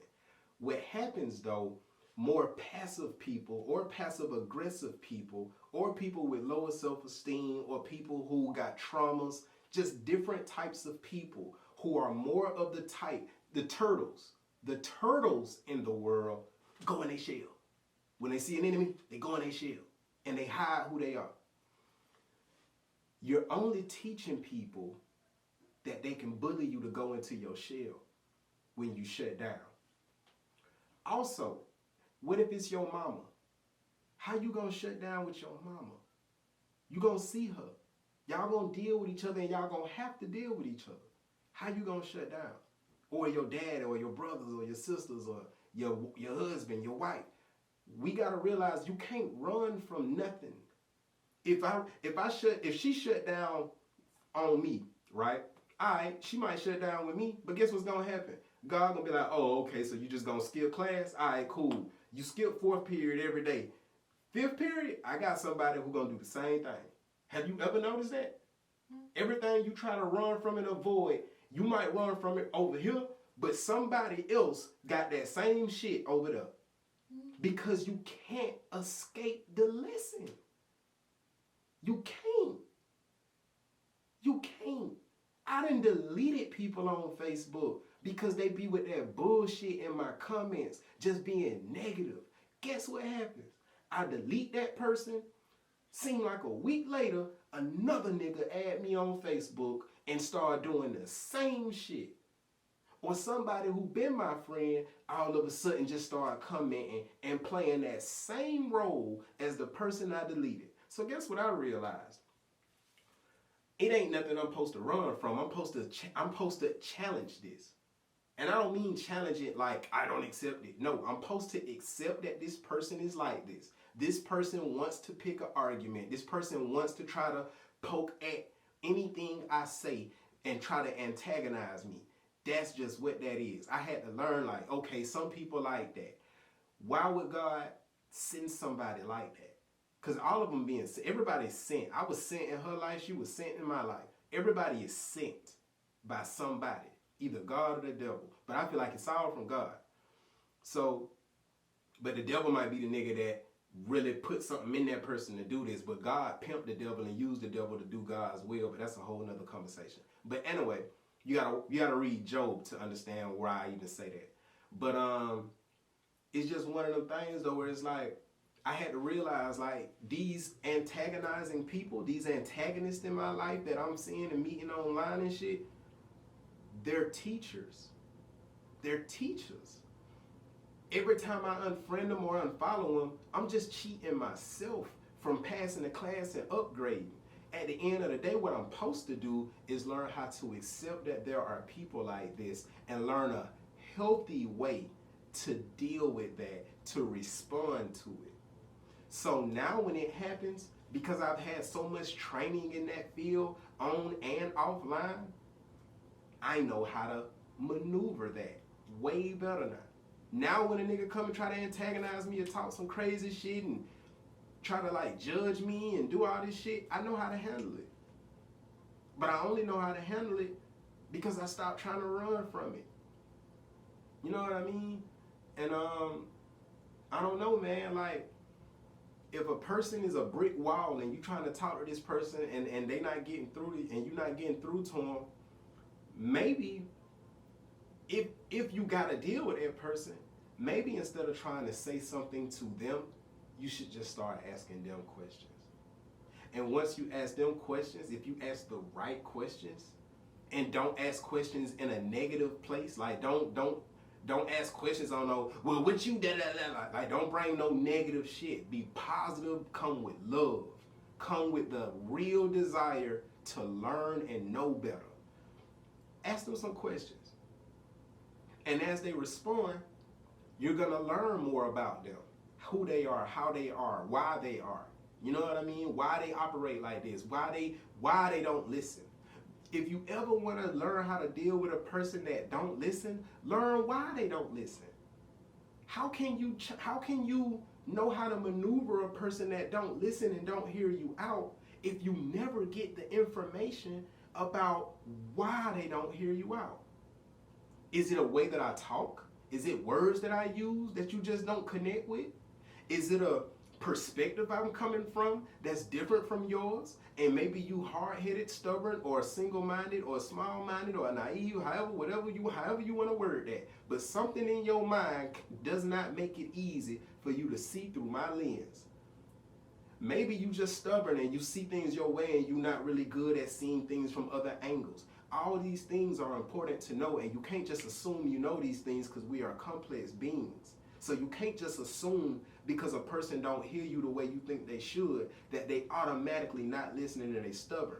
You might not be reaching them and connecting with them on the level that they need to be reached and connected on so they can respond the way you want them to respond. Now the thing is, once you ask the right questions, you start learning. Like, oh, okay, that's why you like that. Once you learn why people shut down and don't hear you, because you got to realize in a scenario where you try to talk to people and people don't hear you out, so you shut down, you got to realize they had shut down before you. You think you shut down on them, but they actually had shut down on you, which is why you feel like you need to shut down. They wasn't hearing you, so they had already shut down. You got to ask yourself, why though? Why did you shut down? Did I do something that made you shut down? Or did you experience something that makes you shut down? Once you understand that, you know how to maneuver with people better. Like, we gotta realize, man, this life is a relation thing. This is a relationship, man. This existence we're here living, we here to experience each other. And we are here to experience God. That's what we here for. You know what I mean? And it's a spiritual war going on, man. It's some good and bad. It's some good and evil shit going on every day on this planet, man. So we gotta just know and realize, like, you can add love to any situation. There's no argument you can't add love to. There's no relationship you can't add love to. There's no debacle or a heated debate or whatever that you can't add love to if you come with love. And one thing I love about love, love rejoices in the truth. So when me and her talked earlier and I asked her what she had to give up, and she said emotions at first, and then she came back and switched it to comfort. The reason why I said in my mind it's emotions and comfort, because I know that when I am very, very, very, very positive that when she went outside and thought about it, that she had figured out in her mind that comfort would be the best word to choose, even though I know she's well aware that her emotions play a big part in comfort. So really, she's still saying emotions, but she's just saying comfort because comfort groups up more and it groups it up better to her. But I know that that answer was 100% emotional. That was an emotional answer. Am I wrong? I would say so, but I mean, How so? I know comfort and emotion is tied in together. But I mean, But how so? How am I wrong? I don't mind being wrong, but I'm just asking, how am I wrong? because whether emotion is in it or not, if I come back and tell you like my answer, my legit answer is comfort, then when things change, like you always tell me, you have to change with it. That's new information. Mm-hmm. So I did not say emotion. I said comfort. Emotion is a part of that. Mm-hmm. But the fact that I struggle with being comfortable in things, I don't know how to go with the flow of things. I don't care what it is. It's just period. And my emotion, because I feel some kind of weird uncomfortability with whatever it is, emotions do arise. But discomfort is what it is. Like, that is my answer. And when I told you that after you said, well, it's emotion and comfort in my mind, I'm like, all right then, well, I said what I had to say. Like, my answer was comfort. Can we go down this rabbit hole? Go ahead. Okay. What type of discomfort do you feel? Mental, emotional, physical, or spiritual? Which one do you feel the most? The most now, majority of the time, this was a pie graph, that big ass chunk in this motherfucker. Is it emotional discomfort, spiritual discomfort, physical discomfort, or mental/psychological discomfort? Which one?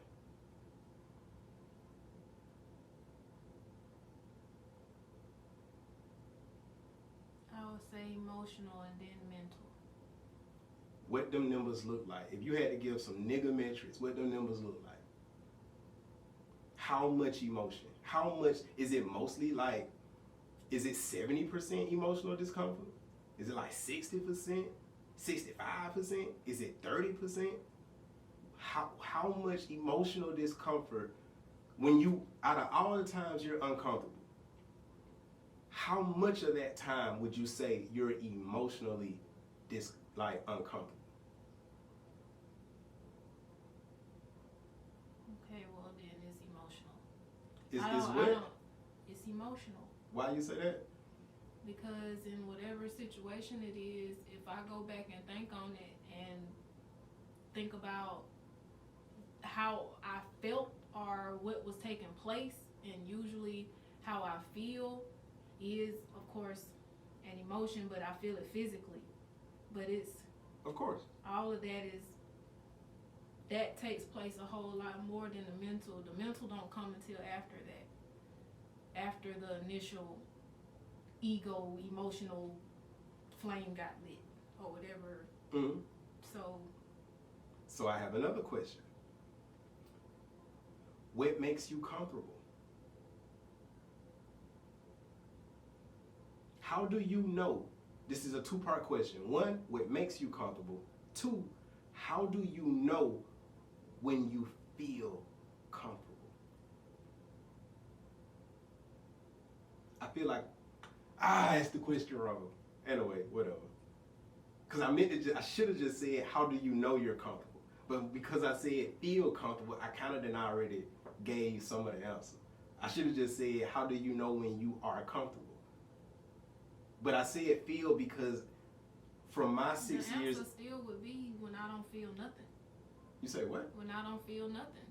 So when you don't feel nothing? When I don't feel nothing and I ain't in no weird ass emotional place that I put myself in, that's comfortable. I ain't got to worry about, and that's anxiety, people, but I ain't got to worry about myself feeling whatever. I ain't got to worry about somebody else feeling however about me. I ain't got to worry about nothing. So when you don't feel anything, you're comfortable. Anything negative. And that's why I said I put myself in. But it's real interesting to me that you said, I don't make myself feel. Because it start with me. It always start with me. Because like what we talk about all the time, like, okay, somebody can say something and it can be said completely right. It can have like the best intentions. It can be stamped and rooted in love or whatever.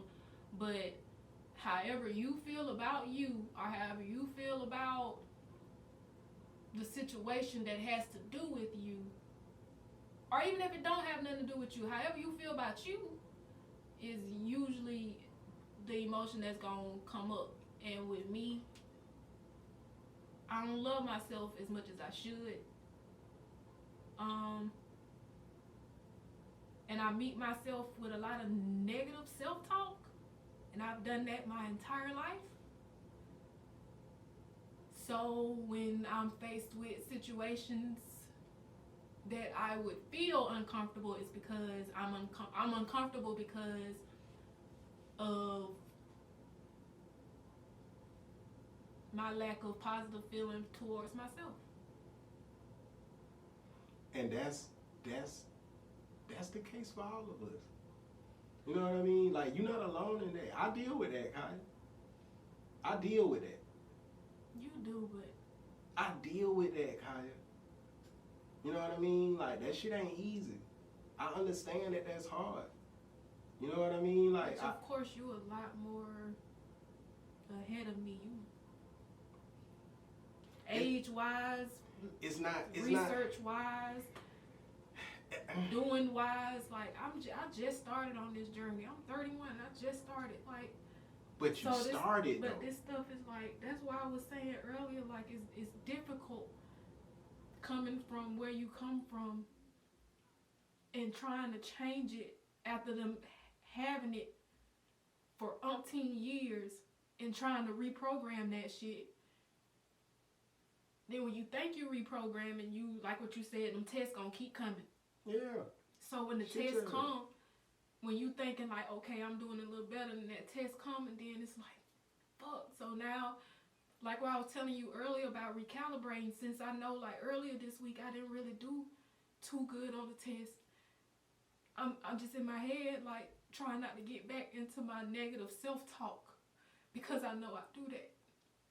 So trying to reprogram myself, it gets hard, because it's a constant thing. Every second, every minute, you have to just be on yourself. And like I told you before, like, I've done it before. I've reprogrammed myself before, as far as moving forward in something when it comes to, because I had something that was beating me down, or I was beating myself down on something so bad to the point where I lost weight and everything. Like, and I told myself then, like, I don't never want to put myself in that situation again. But yet I still beat myself up emotionally, mentally, and everything. But I know what to do to get there, which is I have to stay on top of myself. But sometimes staying on top of yourself can be a little overwhelming sometimes. So when I don't know, when I backslid, and then we have these conversations, it's just like, okay, which is also a test. It's like, okay, well, you good, like you just have to take the notes, pay attention to what's going on, and make sure to utilize them the next time it come back around, because it's gonna come back. You ain't passed this one, so you got to take the retest. Yeah. And then when you pass that test, you got another level. Yep. So just like when you pass algebra, you got to go to algebra 2. Yep. If you pass algebra 2, or if you did so good in algebra 1, they finna move you up to calculus. Yeah. So you it's still just, taking math. You still and I know, like, I beat myself up too because of the simple fact, like, I'm slick a perfectionist on some level. On some level, although I like to be comfortable and I am lazy and I procrastinate, on some level I'm a perfectionist. Definitely. So when I do something, and if I don't do it the way that I envision myself and doing it, or that I think ego-wise that I'm doing it the way that I should be doing it, when I don't do that, it fuck with me. I got a niece that get headaches because she tries so hard to be perfect and just be right with everything, and it fuck with me because I'm like, baby, you ain't gotta do that. Like, you don't have to do that. You don't have to be. Nobody is perfect. Mm-hmm. But somewhere deep down, she feels like she has to be perfect, and she's so young. And I'm like, you got so much room to grow and expand and not even have to worry about that. Because I don't want her to have to deal with this. Like what I'm moving through now at my age. Like, you have time to figure that shit out before you even get here. That's what she got you for, though. So. And you do a good job with that. Like, combating her experiences that's making her like that. Like, you do a good job, and I love to see it when we go over there. You do a good job of, like, being a source of light for her. I just don't know if it get through. Because she's so young. So I know I'm going to have to keep at it, but I don't know. But listen to what you just said. You're not sure if it get through because she's so young. But at the same time, it's also hard to get through because somebody is older. What are the chances that it's just hard to do, period? Because people always have a gate open. And they always have a gate. Everybody got a gate in their mind. And you choose what you let in and what you let out. So at the end of the day, what if it's really hard because, yeah, I'm giving you this positivity, but it's up to you to open your gate and let it in. Yeah. I'm giving you that love, but it's up to you to open your gate and let it in. But see, that's why I constantly tell her and her brother, just be like, did you try? You don't know. You ain't tried. Let's see what you can do. Let's try it. Let's do it. And I let them do it by themselves. When I see they don't do it, I chime in. Like, all right, well, TT will do it with you. Just to give them some little extra support to do it. I don't care if it's big or small, but I give them some kind of support to do it because I don't want them to go through life not trying nothing and settling and creating dumbass walls that don't even have to be there because they don't know. They don't know. And I don't know everything. I don't know shit. Like, more and more each day is like, I don't know shit. Like, I don't know shit about shit. And with the way my ego's set up and how big I keep saying my ego is, it's like, that fuck with you too, because now you have to humble yourself down even more because it's like, damn, shit, like, okay, but I asked for it. You know what I'm saying? I asked for that. Because ego we need, but ego has a place. Like everything else. Everything has a spot. So, I don't know. I'm veering. Shit, I don't think so, but if you is, it cool. But I don't know, man. Like, this shit be crazy, man. Like, it just. What we was talking about, you had asked me the percentage. Yep. You said it was emotional, but I don't know no number, but your comfort revolve around how you feel. So, like I said, like, emotions and comfort. That's emotions and comfort to me. Cause I know you, man. That be my issue. I ain't gonna lie. When we be having our debacles and arguments, That's what be the thing with me. Cause it be like, look, man, I know I can be wrong, but at the same time, man, I've been studying for 6 years now. I ain't just that nigga that just here to get some pussy. I'm like every day, Kaya. Every day. Like, listen to me. Every day. Every day. I'm watching and paying attention to you. Because I maneuver around you.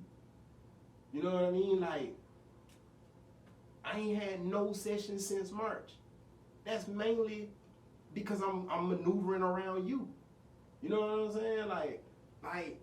And I don't necessarily, just to let our viewers in, I don't like the fact that he has to maneuver his entire life around me. But that's what men do. I know, but I don't. It's just certain shit, man. Cause I know at least to some level what I do. I don't know everything, cause I ain't done enough work yet, and I don't see me. I can't physically put myself outside of myself and see me. You see me. So you see the facial expressions, you see the gestures, you hear me differently than how I hear myself. Mm-hmm. That's sonically, and that's how you understand what I'm saying different from what I'm saying. Mm-hmm. And also with the feeling. So I don't like the fact that you have to maneuver everything. It can be down to the most minute, small thing, and you would adjust. And I'll even tell you before you even start the act of it. Be like, you ain't got to do that, and you still jump up and do it. And then now I'm just like, damn, bro. Like, that just like the other day, when you told me to Google something, I said I ain't asked you for you to do it yourself, bro. Like, I What was that? tax paperwork. Oh, You Googled. I told you, can you tell me what was the actual wording that you used? And instead of just telling me, you went to your phone and typed it in yourself. And I was like, I ain't really asked for you to do it. I just wanted you to tell me so I can do it. Oh, okay. I remember what you're talking. I had to think to myself. And like, you what do you talking that. about? You do that a lot because you're so strong-willed and strong-minded. When you make up your mind, you just go do it. You don't give a damn what else is said after that. That's not true. That's not true. Action says different. I understand that, but you might be misinterpreting my actions. That's not fully true. In situations like that, where it's not a big deal, yes, you are 100% right. If it's not a big deal, who Googles it? Yes, I am gonna Google it. But if you got a situation that's sensitive, and there's more situations like this than you probably even realize on my end. But if it's a situation where it's like, one, I ain't got nothing to do with that. Two, if I did act on it against your will, it would make it worse. I don't do it. In that scenario, we was dealing with something that was time sensitive because you was trying to go get it printed and all this, yada, yada, yada. It wasn't a big deal. It didn't matter who the fuck typed it in. So in that scenario, yes, I did it. But if it's overstepping my boundaries, I would love to hear when I do that. When do I overstep my boundaries? And don't give a fuck what you say. I would love to hear that one. You don't. Are you sure? Mm. You sure? Yes. Because if that's the case, now tell me. You know how I get down. I mentioned what I said because in some way, shape, or form, I was just like, I get it's not that big a deal and it's just Google. But I asked you specifically for the words so I can do it myself. You talking about how to check the percentages and shit, right? Yes. Okay. I had to remember, I had to try to figure out like exactly what was the thing. That was a whole thing in itself that I ain't gonna even get into. But okay, I know exactly what you're talking about now. But like, and you do that. And I feel that. But did I or did I not help? You helped. I ain't saying you didn't help. Now that wasn't my point. I know it wasn't, but that was the point. Not the point in this conversation. But I asked. Hold on. Well, I guess you go. I'll say it after you get through. But you said what now? I cut you off. But like in this conversation, that's not the point on whether or not I helped, because you didn't say I did or didn't. But in the actual scenario when it took place, the point was, because you came to me, I was doing my own thing, and you came to me with a situation. So I helped. Yeah, like, you did. I came up with a solution but for it. I'm not talking about that. I'm talking about what I'm referring to right now. I know, but which is, my point was not if you helped me or not. But yes, I just said you that. did help me. But my point was, the type of help that I was asking for in that specific particular moment was, can you give me the exact words that you use for Google so I can do it myself? And I only ask so I can do it myself and learn myself, so I can physically see what you were trying to show me. Did I not say, and did I not tell you my exact wording 3 times? Yes. Before I Googled it? Yeah, but I told you. I'm just saying. But I'm. Point. No, I mean, we having a conversation. We talking. This is how it be, y'all. This is how it be. You know what I mean? It's besides the point at this point, because what we're about to go into right now is what we already discussed. True, but now we talking about it. But still, yes, you did tell me 3 times, but I told you then that I still didn't quite remember what you said, so I asked, like, hey, what did you say again? So I can do it. And then that's when I typed it in. Exactly. But after I typed it in, what did I do? You showed me. So what did I do wrong? I just simply asked so I could do it. It's a difference sometimes when you do it. Listen, it's a difference sometimes when you do it. Like if I asked you, can you tell me the words? Because it's certain stuff that I might not just be able to get when you show it to me a certain way. Like, we already know I don't understand like you understand. I don't understand half the shit that we talk about, which is why you don't get 70% of your answers like you said earlier. So if I asked you specifically, hey, can you give me the words? Because I'm trying to learn how to do shit on my own, so I won't have to keep coming to you about shit. That might be something small, but that is something I asked, like, hey, can you give me the words? So when you took that from me, it's like, dang. How did I take it, though? Because you typed in the words yourself and then tried to show me. The difference is the fact that I tried to see it. I have to see and do it I remember a little better when I can do it myself sometimes. Definitely. So that's why I was saying I asked you specifically to give me the words so I can do it myself. Like, it's not like I don't appreciate you doing it for me, yes, because you really didn't have to after you had told me. I told you 3 times. You didn't have to, so I do appreciate it. Which is why I told you thank you when you told me my thank you was off, but we was already at a certain level at that point. So it was like, I'm still saying thank you because you still helped me, although you told me you wasn't. But my point was, like,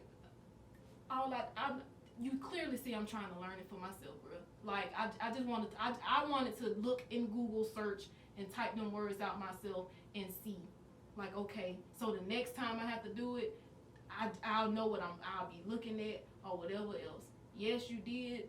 After you typed it in, you sat down and you showed me this, that, next. But sometimes it's a little different. Can I ask you a question? When I told you the first time, why didn't you type it when I said it? Just let me get all this out, please. I wasn't going to say nothing. After I said it the first time, why didn't you just type it as I was saying it? Because I was working. But like I just said, let me get this out. Please let me get this out. After I said it the first time, why you didn't Google it as I was saying it? When I said it the second time, why you didn't type it as I was saying it? When I said it the 3rd time, why you didn't type it as I was saying it? I'm done.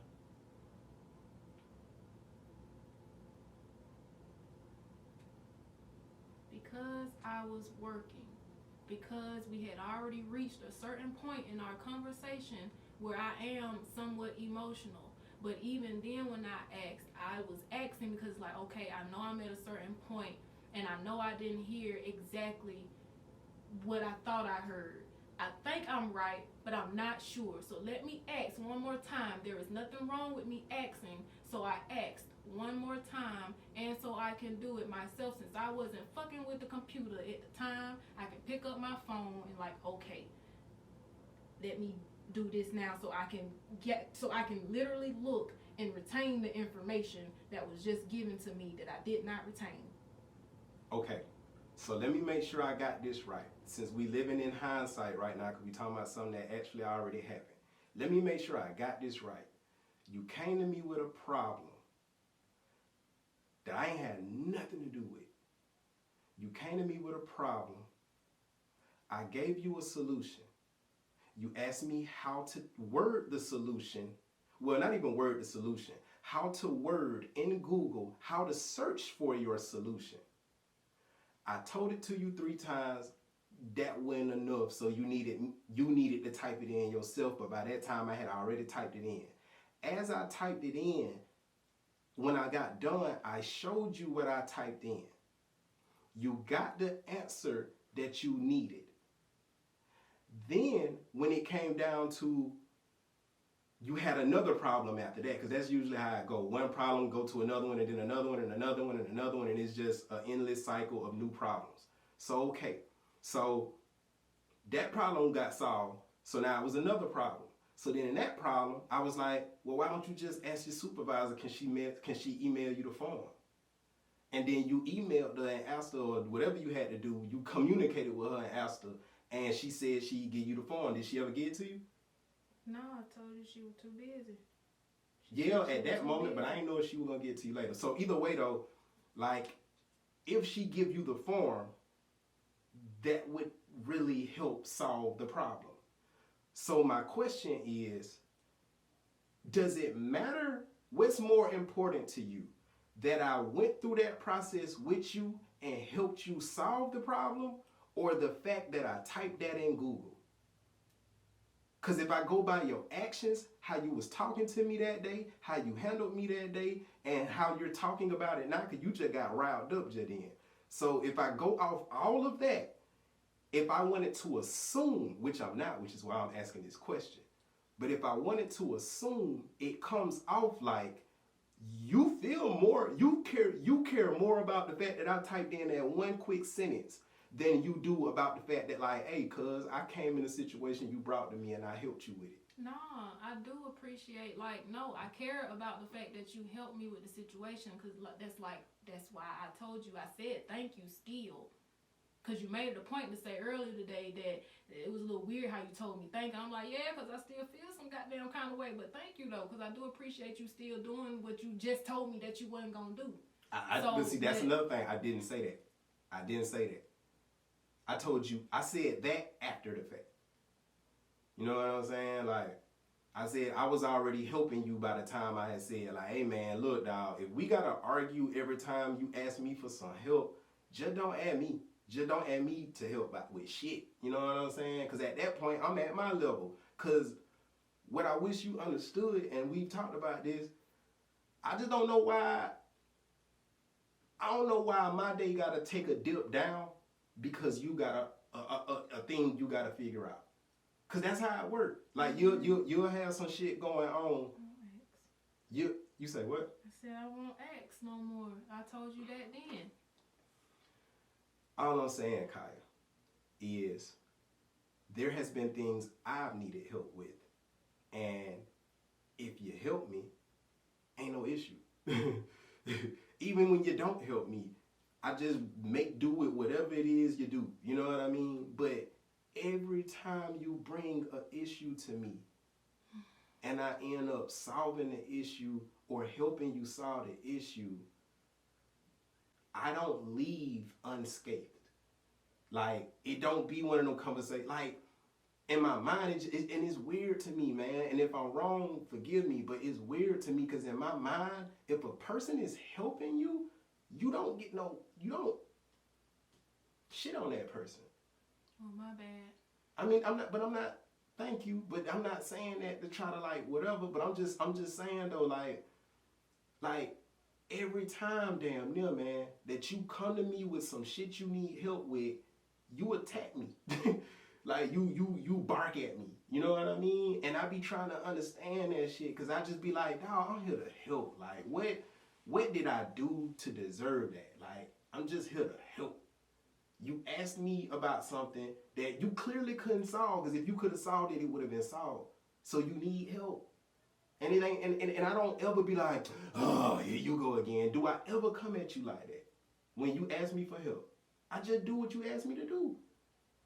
If you don't know how to figure this out, okay, cool.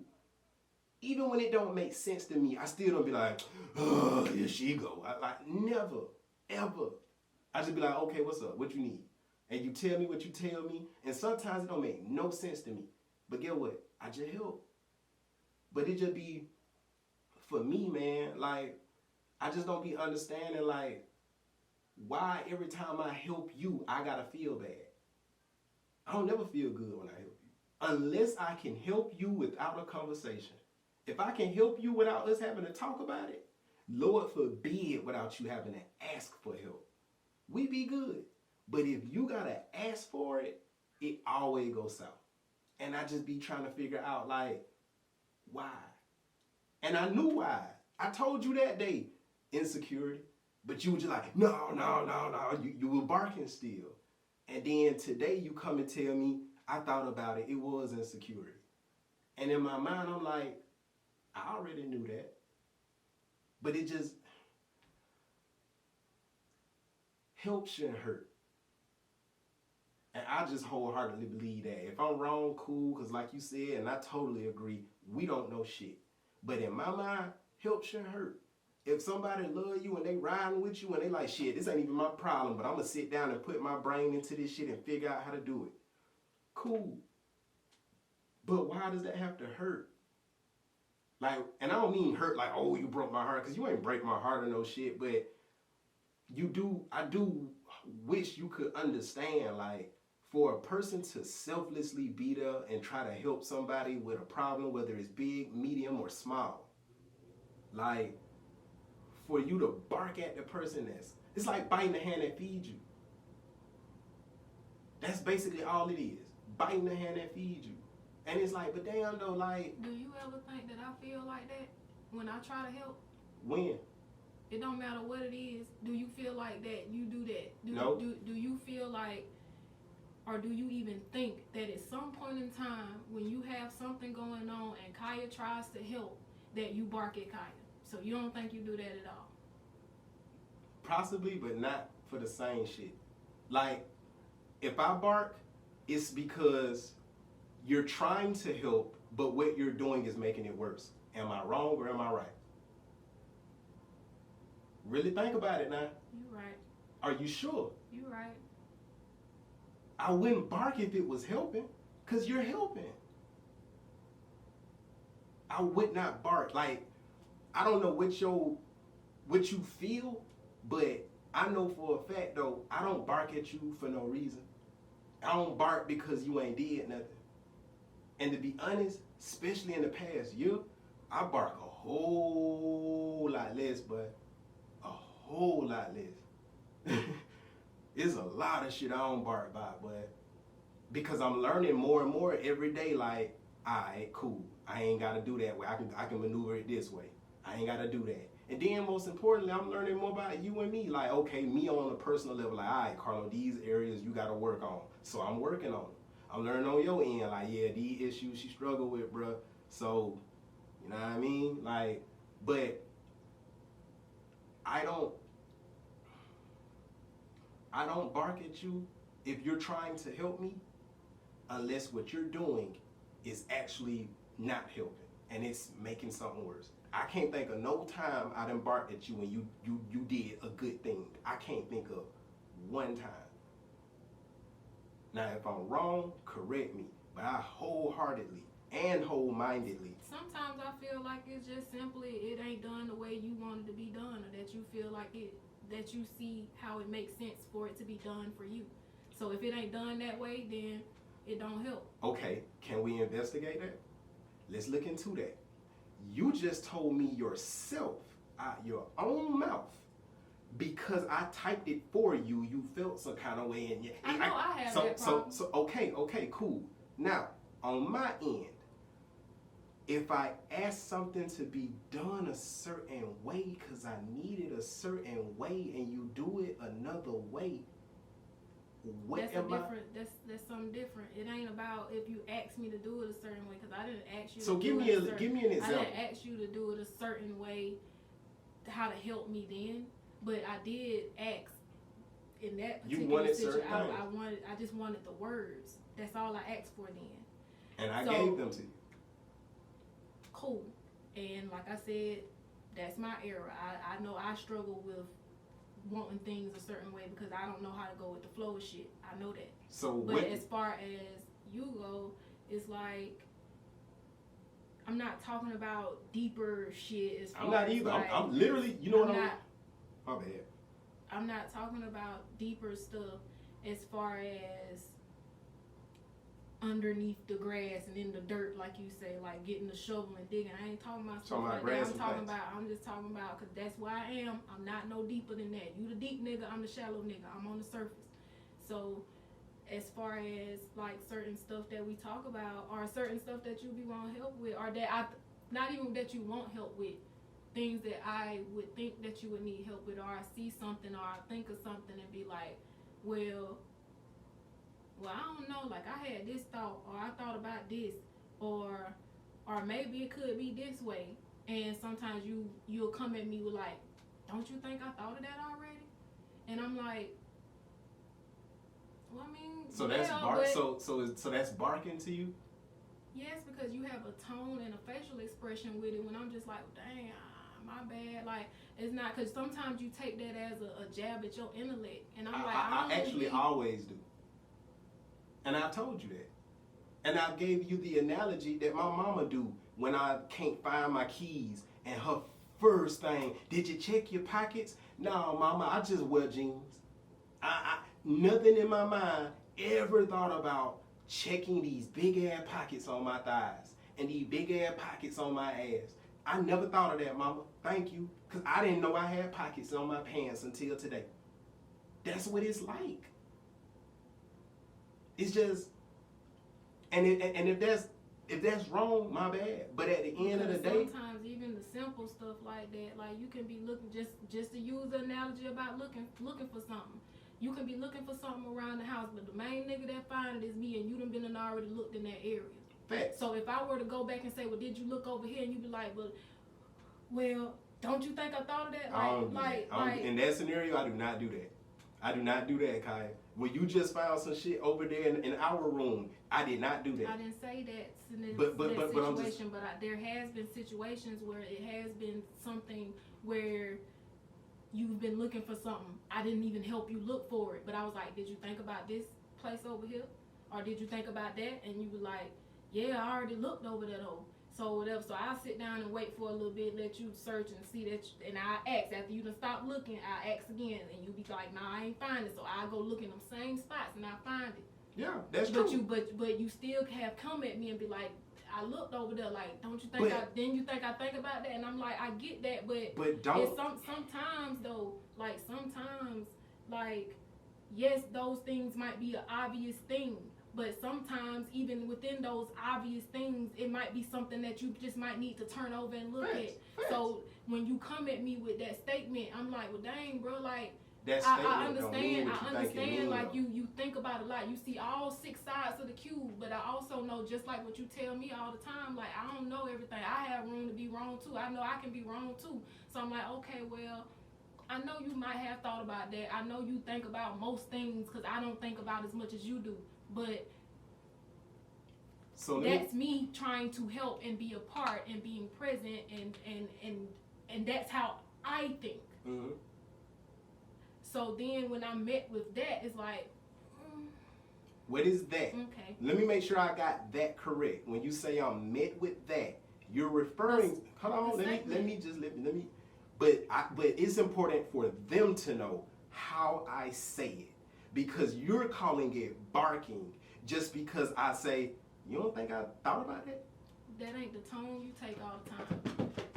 That is not. I told you it has a tone, and I told you have a facial expression. You don't have that tone every time you say it.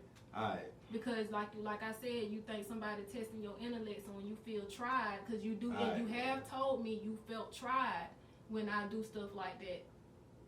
And it's not in the scenarios where you went right where I looked and found it. Okay. But I don't know what you hear. You know what I mean? Man, boy, I ain't gonna lie, y'all. I be feeling like I need to record every single conversation we have, so it won't be. That's a lie. So it won't be like. No, really? Almost. Really? For a nigga that be sitting, your phone sit right there most of the time.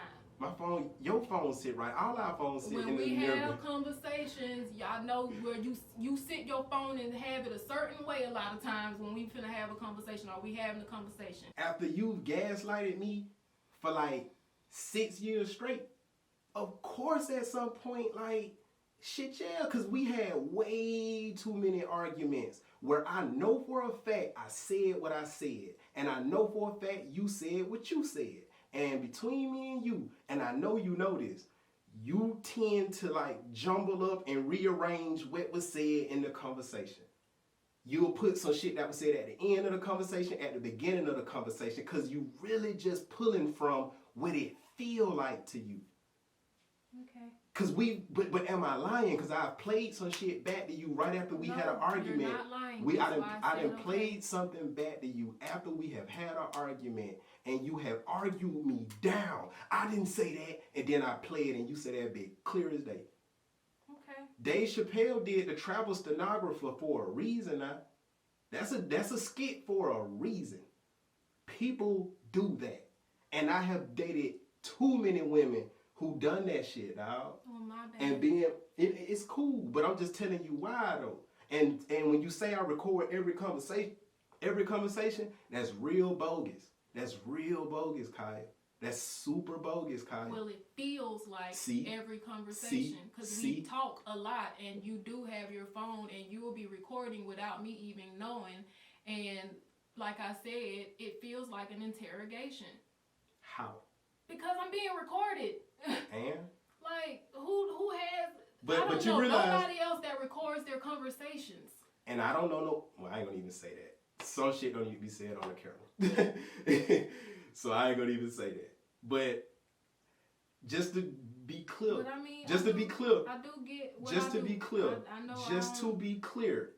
An interrogation is interrogation also comes from the word interrogate, which is very, very, very similar because it's also the same thing as interrogative sentences in English. So actually an interrogation is someone asking you questions, not necessarily recording, even though they do record in the interrogation. But the interrogation itself ain't really got shit to do with the recording. It more so has the fact to do with we questioning you about some shit that happened. So I just want to be clear about that. But like I said, Kaya, I told you I wasn't going to record no more. And then I told you if I do, I'll let you know. But either way, it ain't like I'm putting no shit out. After we had a conversation, I delete it. Because at the end of the day, when you hop into your feeling bag, which is all the time, I have to make sure that I have some kind of truth that we can go to. Because what I don't like to do, and you know this about me, I don't like having no conversation with nobody where it's my word against yours. Because it get fugazi then. Now it's just feelings versus whatever. I know that's how you do it. So my whole thing be like, don't tell me I said some shit that I didn't say. Because I know what I say. Like, I pay very close attention, man. I can tell you some shit me and you both said early in this podcast. Like, I got a weird way of, like, downloading words when I'm in conversation. Like, I'm not confused as to why you do it. We talked about that, and we talked about it several times, and we're talking about it now. I'm not confused as to why you do it. But I ain't never said it, and I'm saying it now. I don't think I ever said it. You said it. Okay, well, I ain't got to say it no more. You said it. But my whole thing is, however you feel about me recording, I wonder if it's as bad as I feel being gaslighted. I don't... Having a person take your whole reality and morph it into what they want it to be so they'll get the benefit from it. What I've learned, Like, that's some shit, dog. That's some real mind fucking shit. Now you realize it's parents, it's people in the world who break children and destroy their whole thought process and self-esteem because they telling them that this what it is, even though that kid clearly know what it is. Clearly know what it is. what I've learned, intentions do not fucking matter in this world. They do not matter. That's not true. I don't agree with that. They don't matter. I don't agree with that. They to some extent they might, but in most cases, what I'm figuring out, they don't really matter. Like when it come down to the gaslighting shit, because since we talking about gaslighting, nobody, I ain't gonna say nobody, me, I don't have no intent to gaslight no fucking body. Of course not. I never had no intent to do that, but here I am with a nigga, and I don't like calling you a nigga. With a man, because I feel like that's, I don't like it. You, some years ago, me and you talked about that outside. We were talking, and we was just talking like we normally talk, and I had said nigga, and you was like, don't do that. And ever since then, I was like, I feel that. You only had said it to me once. Hold on. What? I'm serious. We was talking outside, and it was like one of them heated conversations, and I was like, I had said, I know you my nigga, and you was like, I ain't no nigga, like I'm your man, and I was like, I feel that, and I ain't said it no more. Alright. Okay. What? It's a difference. It don't matter. It's cool. That really don't matter. So whatever. Was I gaslighting then? It just be one of them things where the human mind is an interesting thing. Everybody has different ways they remember. Some people can remember shit from smell. Some people can remember shit from touch. Some people can remember shit from hearing. Some people remember shit just mentally, just in their mind. Their mind just stores shit. And some people, memory is triggered by how they feel. But the thing is, though, sometimes, depending on what's your source of memory, your shit can be blurred. Because as when we watched that the Mind Explained shit on Netflix, and they talked about all the people who remembered shit wrong but wholeheartedly believed that it happened the way that they said it happened, but when they got the factual information, that shit was wrong as hell. That happens. And that happens a lot. That's why I say I don't know shit. That happens a lot. I fight really hard a lot to not feel too much of nothing. Well, I say too much of nothing, but I work really hard. What I mean is, like, I work really hard to put my emotions in the proper place, and it's difficult because all I am is emotion. All I am is feeling right now. That's not true, though. That's why I said right now. All I know is that. That's all I know. So for me, that's very true. I know there is more to me, but all that I know, and I can't even say no because I'm still trying to put them in the right, I'm trying to understand them better so I can put them in the right spot. But all that has been is that you just flat out told me I'm a gaslighter. All my gaslighting stem from my emotion.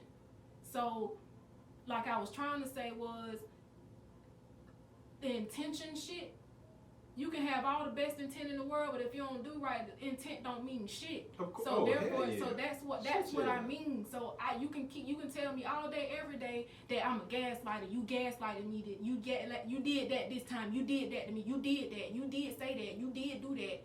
You can say that to me all day long, but my intention is never to do that. So that's why I said intentions don't fucking matter about shit. That is what I'm learning right now in my life as I go on and realize, like, with my intentions, I can have all the good intentions in the world, but if I don't have the proper actions to go with it, which I am not doing, I am not succeeding in that, you guys.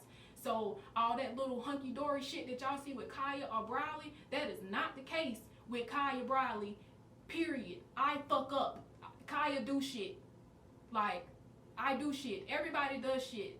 So it's cool to see people's light, but understand people have darkness too. Don't, you know what I'm saying? Like, the whole point of this is to understand, like, everybody is one and the same. Like, we fighting the same fight I'm just in this part. This is where I am. But my intention ain't never to gaslight you. And I know we've talked about that before, but just like what you were saying, for the people to know, my intention is never to be that person. I don't never just, come on, I'm going to do this. Well, you know what I'm saying? Like, it's just where I'm at, I guess. All in all, though, Kaya, I ain't never took that as your intention, because I didn't even think you knew what gaslighting was, because I know I damn sure didn't know, and I ain't never known you to just be the type of person that just dive into psychology. But all in all, man, that's why, I don't know, I have to know what I'm talking about if I'm going to talk about it. That's just something I live by. I got to know what I'm talking about if I'm finna talk about it. Otherwise, I'm finna make myself look foolish. Because I'm finna fill in all these blanks with whatever the fuck I think these blanks should be filled in with, but I don't have no actual reference point to even pull actual factual things that actually belong in these blanks. And unfortunately for us, we have two different forms of arguing. You argue with your feelings, I argue with my facts. And they clash all the time. All the time. All the time. You'll remember some shit one way, boy, and you'll live and die by that shit. But if I play that recording, that shit very different. That shit super different. And the only way you know that factually is from me recording, by the way. Okay. Am I wrong? No, I'm not saying you're wrong at all. Even in this conversation, you done riled up about 2-3 times, and in my mind, I'm just like, well, damn, like, what did I do this time? You don't have to do anything. You don't have to do anything. I get riled up because maybe that's my conviction. Just like how when you talk with conviction, that's my conviction. You can believe it I've said it before, but you don't believe it. You ain't got to. That's my conviction. Y'all saw that? I ain't even saying that, I just looked at her. Because your face said it. Really? So me looking at you normal?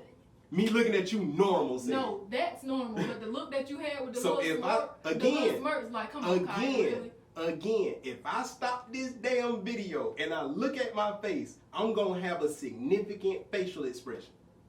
Alright, well, I'm wrong. I'm just asking. My look, face was I that said, different. I don't know shit, so. My face was that different. Shit. No, it can be very subtle, Carlo. It's very subtle. Because like I said, we've had the conversation before where I've said that, and you gave me that look, just like, come on, really, Kaya, for real. And I'm like, you ain't gotta believe it, bro. Like, cause I've told you, like, that's my conviction. You were like, no, it ain't. I'm like, it is. Yes, it is.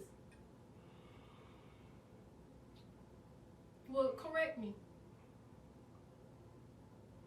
It's cool, cuz. Get what? It don't matter. Well, it does not matter. You know. It will not matter a week from now. We were just talking about asking until questions. It happen again. I'm asking you. Am I wrong? About what, the conviction? About that and about your facial expression. My facial expression was literally me just looking at you. Okay, well then I'm wrong. But at the end of the day, if we sat down and dove into it, I don't think if we dove into, was that you being emotional about us, whatever you talking about, or you just speaking with conviction? Because it's a very thin line between them two things. Because I'll look it up. Okay, but it's a very thin line between them two things. Even though usually when you speak with conviction, it does come with emotion. But the real determining factor is the root. What is the root of your voice changing in the way that it changed? I have never noticed with you that you simply just speak with conviction. I have always noticed from talking to you, watching you talk to other people, watching you talk about other people, watching you talk about something that happened over 20 years ago, and you get just as mad as I can assume you were back then, even though this shit is 20 years old. So I know you have this emotional time traveling machine where when you go into certain pockets about certain shit, you automatically get emotional. Well, I'm wrong. I'm not saying that. I'm just telling you my experience. Yeah, but what I'm saying is, and like what I said earlier, you see me differently than how I see myself. You get to see a whole nother side that I don't see because I am not outside of myself.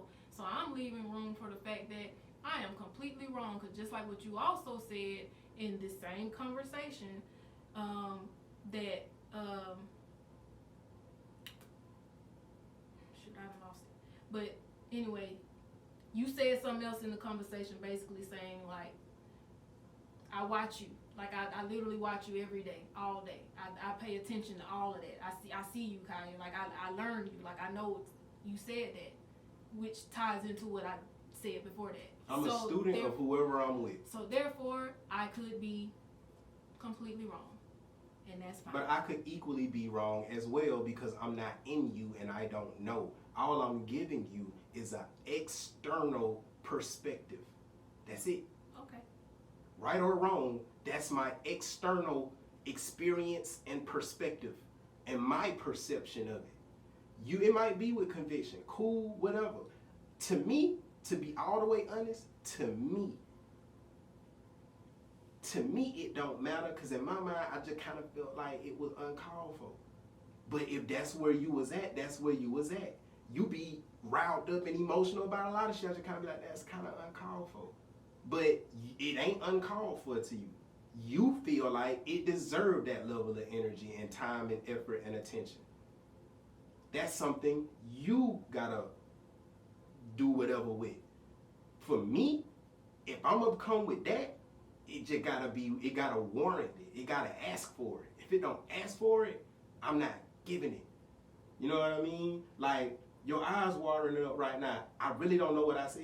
No, they're not. I'm looking at them, but they look like it on the right, but okay. Because I've been noticing that, like, every time before you cried in the episode, I saw the progression. I always see the progression of it. And in my mind, I just be like, I don't really know what's happening inside for her to be like. If they looking like they watering right now. Yeah, they look like it. They don't feel like it, but my eyes right now do feel a little dry with that. I mean, it could just be because I got the light on the way the light reflecting off of it. But them bitches do look watery as hell from over here. But that's just a perspective thing. But my whole thing, all in all, y'all, I don't know, man. When it comes to these relationships, dog, I just feel like people got to hear each other, man. People got to hear each other. And I'd be a flat out lie if I feel like, if I said I felt like Kaya hear me. I'd be a flat out lie. I don't feel like that nigga be hearing me. You know what I mean? But at the same time, I know that she love me. I know that she my rider. And I know that the love mutual. And we just got to work with each other through our shit. Everybody got bullshit. To her, my bullshit is I record conversations so she won't twist and turn and flip this shit to be some shit it ain't. That's some bullshit to her. I can live with that. You know what I mean? Like, but I would rather accepted the fact that he does it because I understand why he do it. Go ahead, bro. And I accept the fact that this nigga fuss at me all the time. Just snappy as hell. Like, just snappy as fuck. And I'm just like, cuz, I just said a regular sentence. I didn't even have no emotion in it. You know what I mean? But at the end of the day, at the beginning of the episode, she literally just broke down to all of us what she saw. So it's like, I get it. And I knew that before she said it. I knew this shit 4 years ago. I knew this 4 years ago. Everything she done said to y'all today, I knew this shit probably 5 years ago. Like, for a long time, I've known all this shit. You know what I mean? So it's like, I knew what was up. You know what I mean? Like, and it's ironic because She's saying today that zodiac shit wrong and all that shit and yada yada yada. But before we even got in a relationship, one of the first things she told me, I'm a Cancer, so yeah, just know. You know what I mean? And I remember her saying that. And I'm just like, I know. And I told her that. I told her I already know. The reason why I told her, but did I not say that? I said, I already know. I already know, man. Yeah, but the reason why I say I don't really care, I mean, I know there's some, it's truth to horoscopes and astrology and stuff like that. I know there is actual factual truth to all of that. The reason why I don't focus on, and it's mainly because of Facebook and memes and posts and stuff like that. People interject their own shit.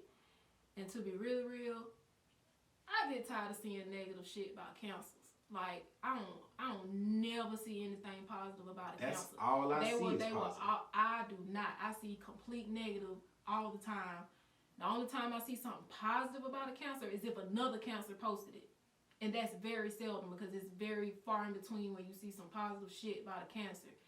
And after a while, I just don't like seeing that shit. Like, bro, if you don't want to fuck with me, just leave me alone, bro. Like, it's cool. Like, you know what I'm saying? But, no, I just don't. Cause people nowadays really do wrap everything up in the horoscope. Be like, oh no, this person is such and such. This person is such and such. With no understanding of a moon sign or rising sign, none of that shit. And Venus, honestly, none of that shit. And I don't understand everything about that either. But the thing is, what I do think that everybody has good and bad. But damn, like, all I be seeing is negative. I don't care if it is about cancer. I feel some kind of way because I am a Cancer. So I do be feeling like, damn, nigga, who are you? Like, I don't know you. But anyway.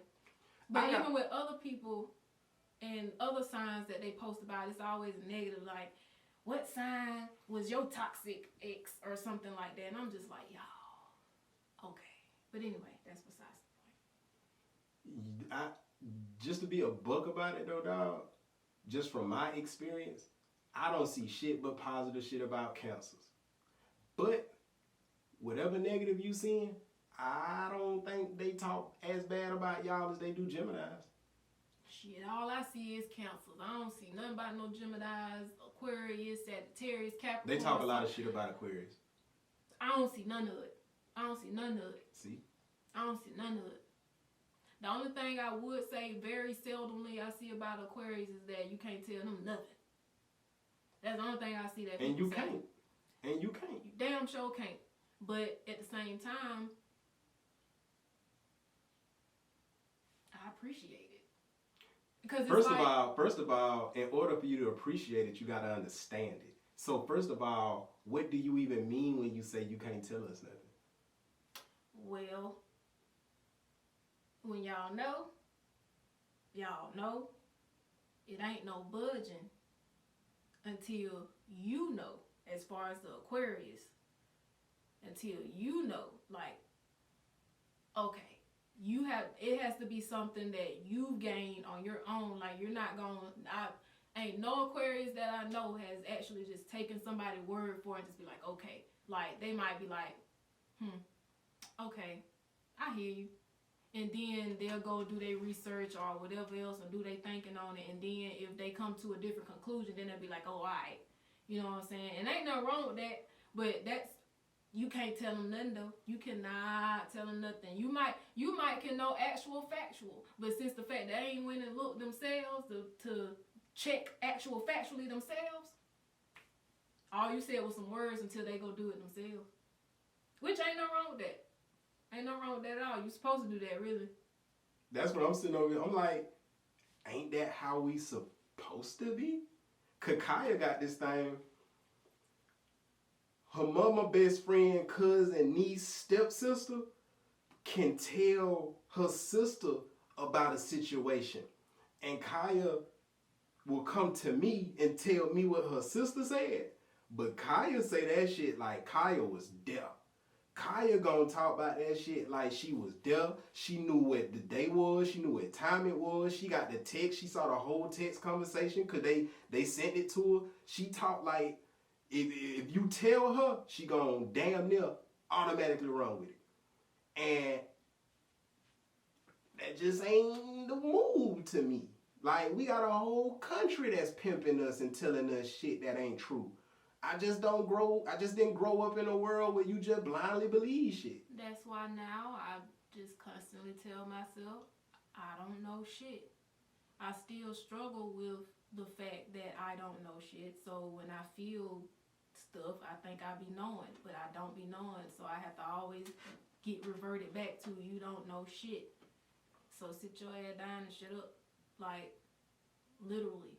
So that's just a part of my character. Somebody tell me something, it does sound like it's actual factual, it makes sense, especially if I know that person's characters to some extent or whatever. Like, oh, okay, I did see that. To some extent. Like, for lack of better words, because I don't use the right words all the time. So you think that was a wrong word? Phrase. How so? Because you said to some extent. So it makes me think like, well, that sounds very small. Which in some cases it do be very small info. So that was my ego trying to chime in. But, which is strange because I was just talking about my ego. So she's still fighting. I'm trying to understand. One, I'm trying to understand, how could you be wrong for using the word to some extent? Because even if you just know 1%, that's still some extent. If you know 98%, that's still to some extent. When people say to some extent, that's literally saying as much as I know.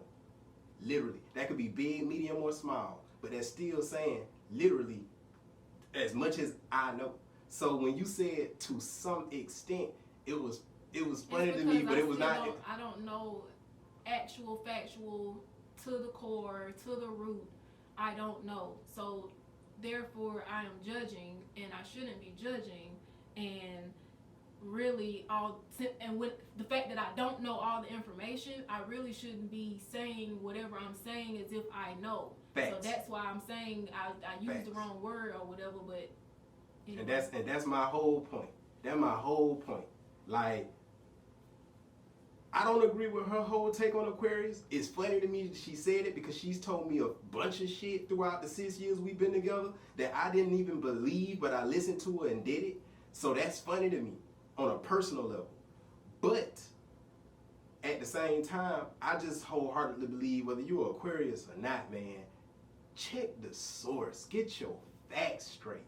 You know what I mean? Like, get your facts straight. Like, just because a nigga that you know to some extent, which who the fuck we don't know to some extent.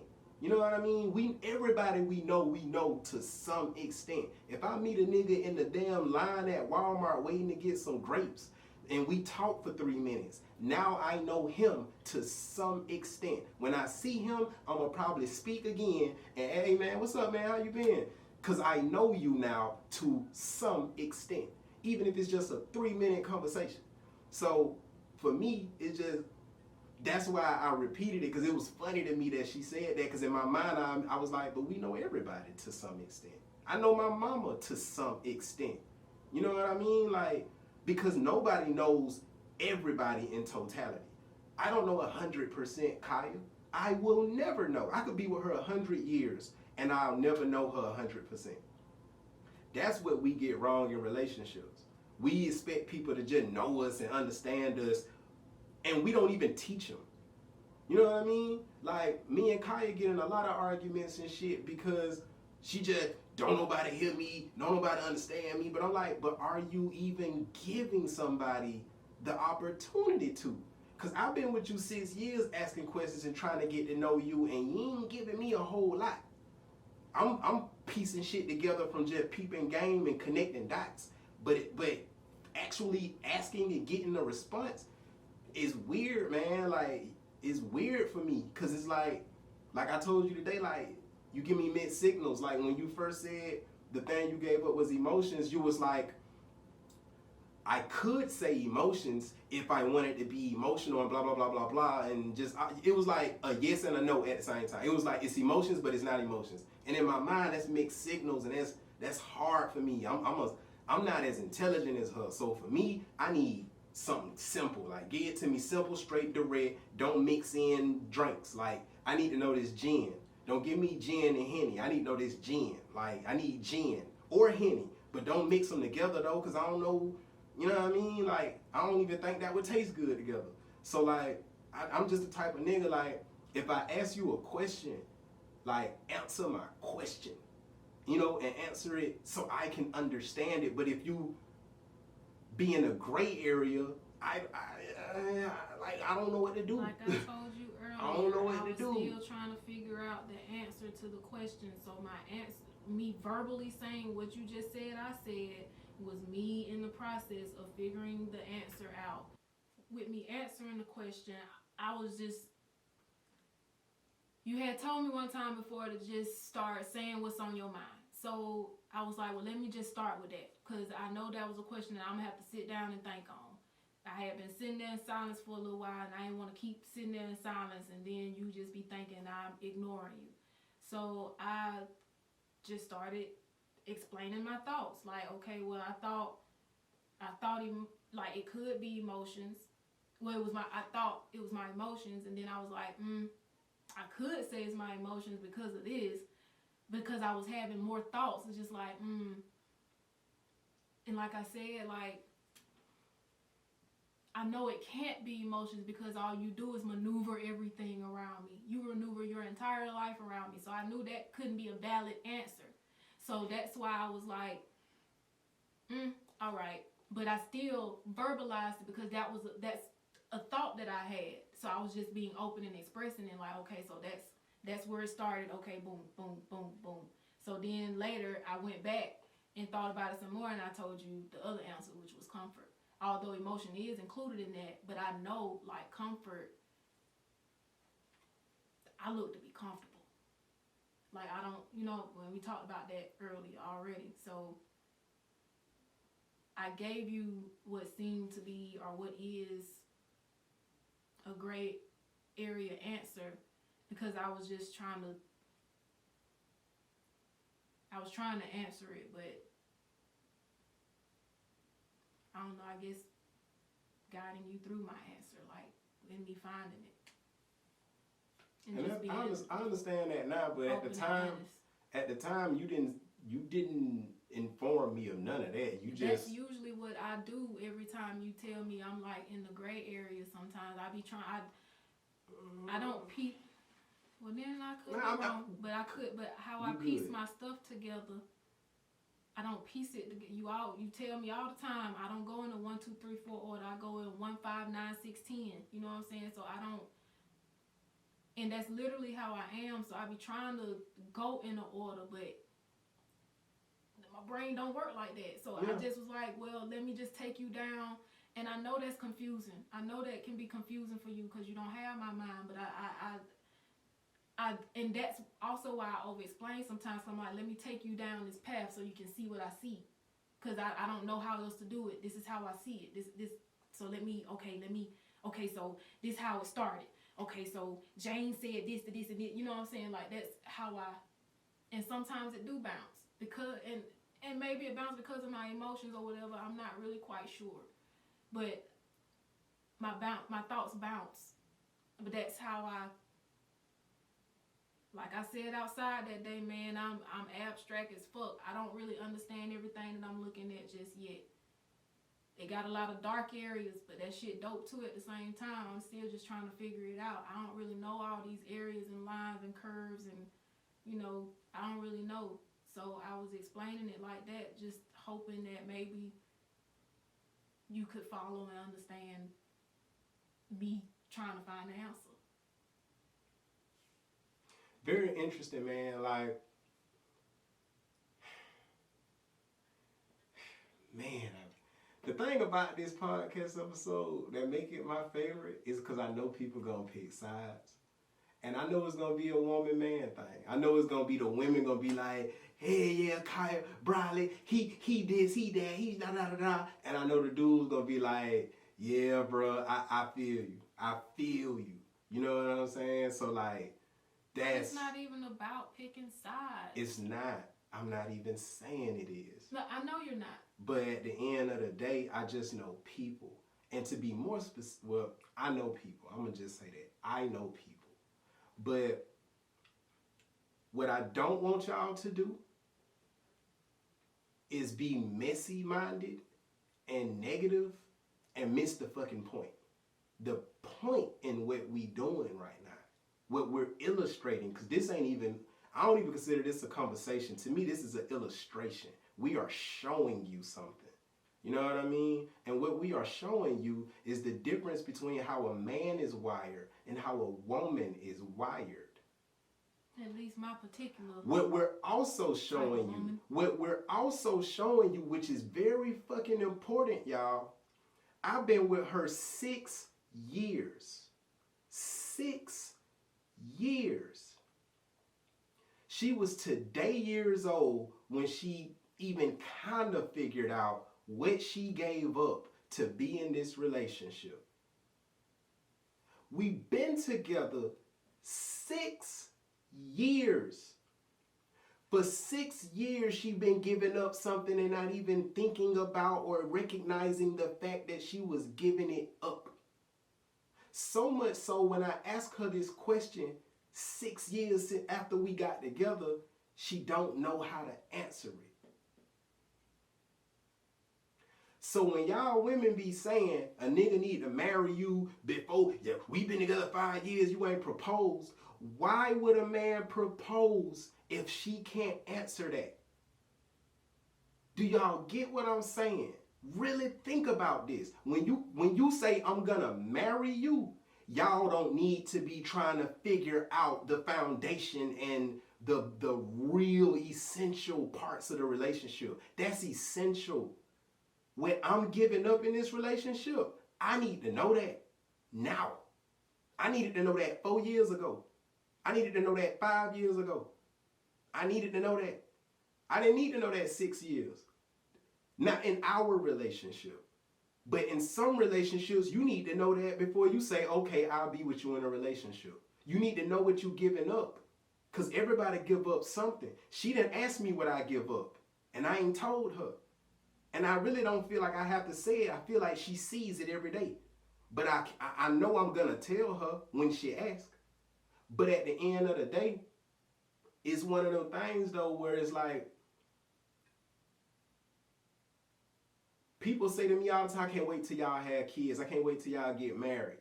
One of the main reasons we ain't done none of that on my end is because I know it's so much she don't know yet on her end.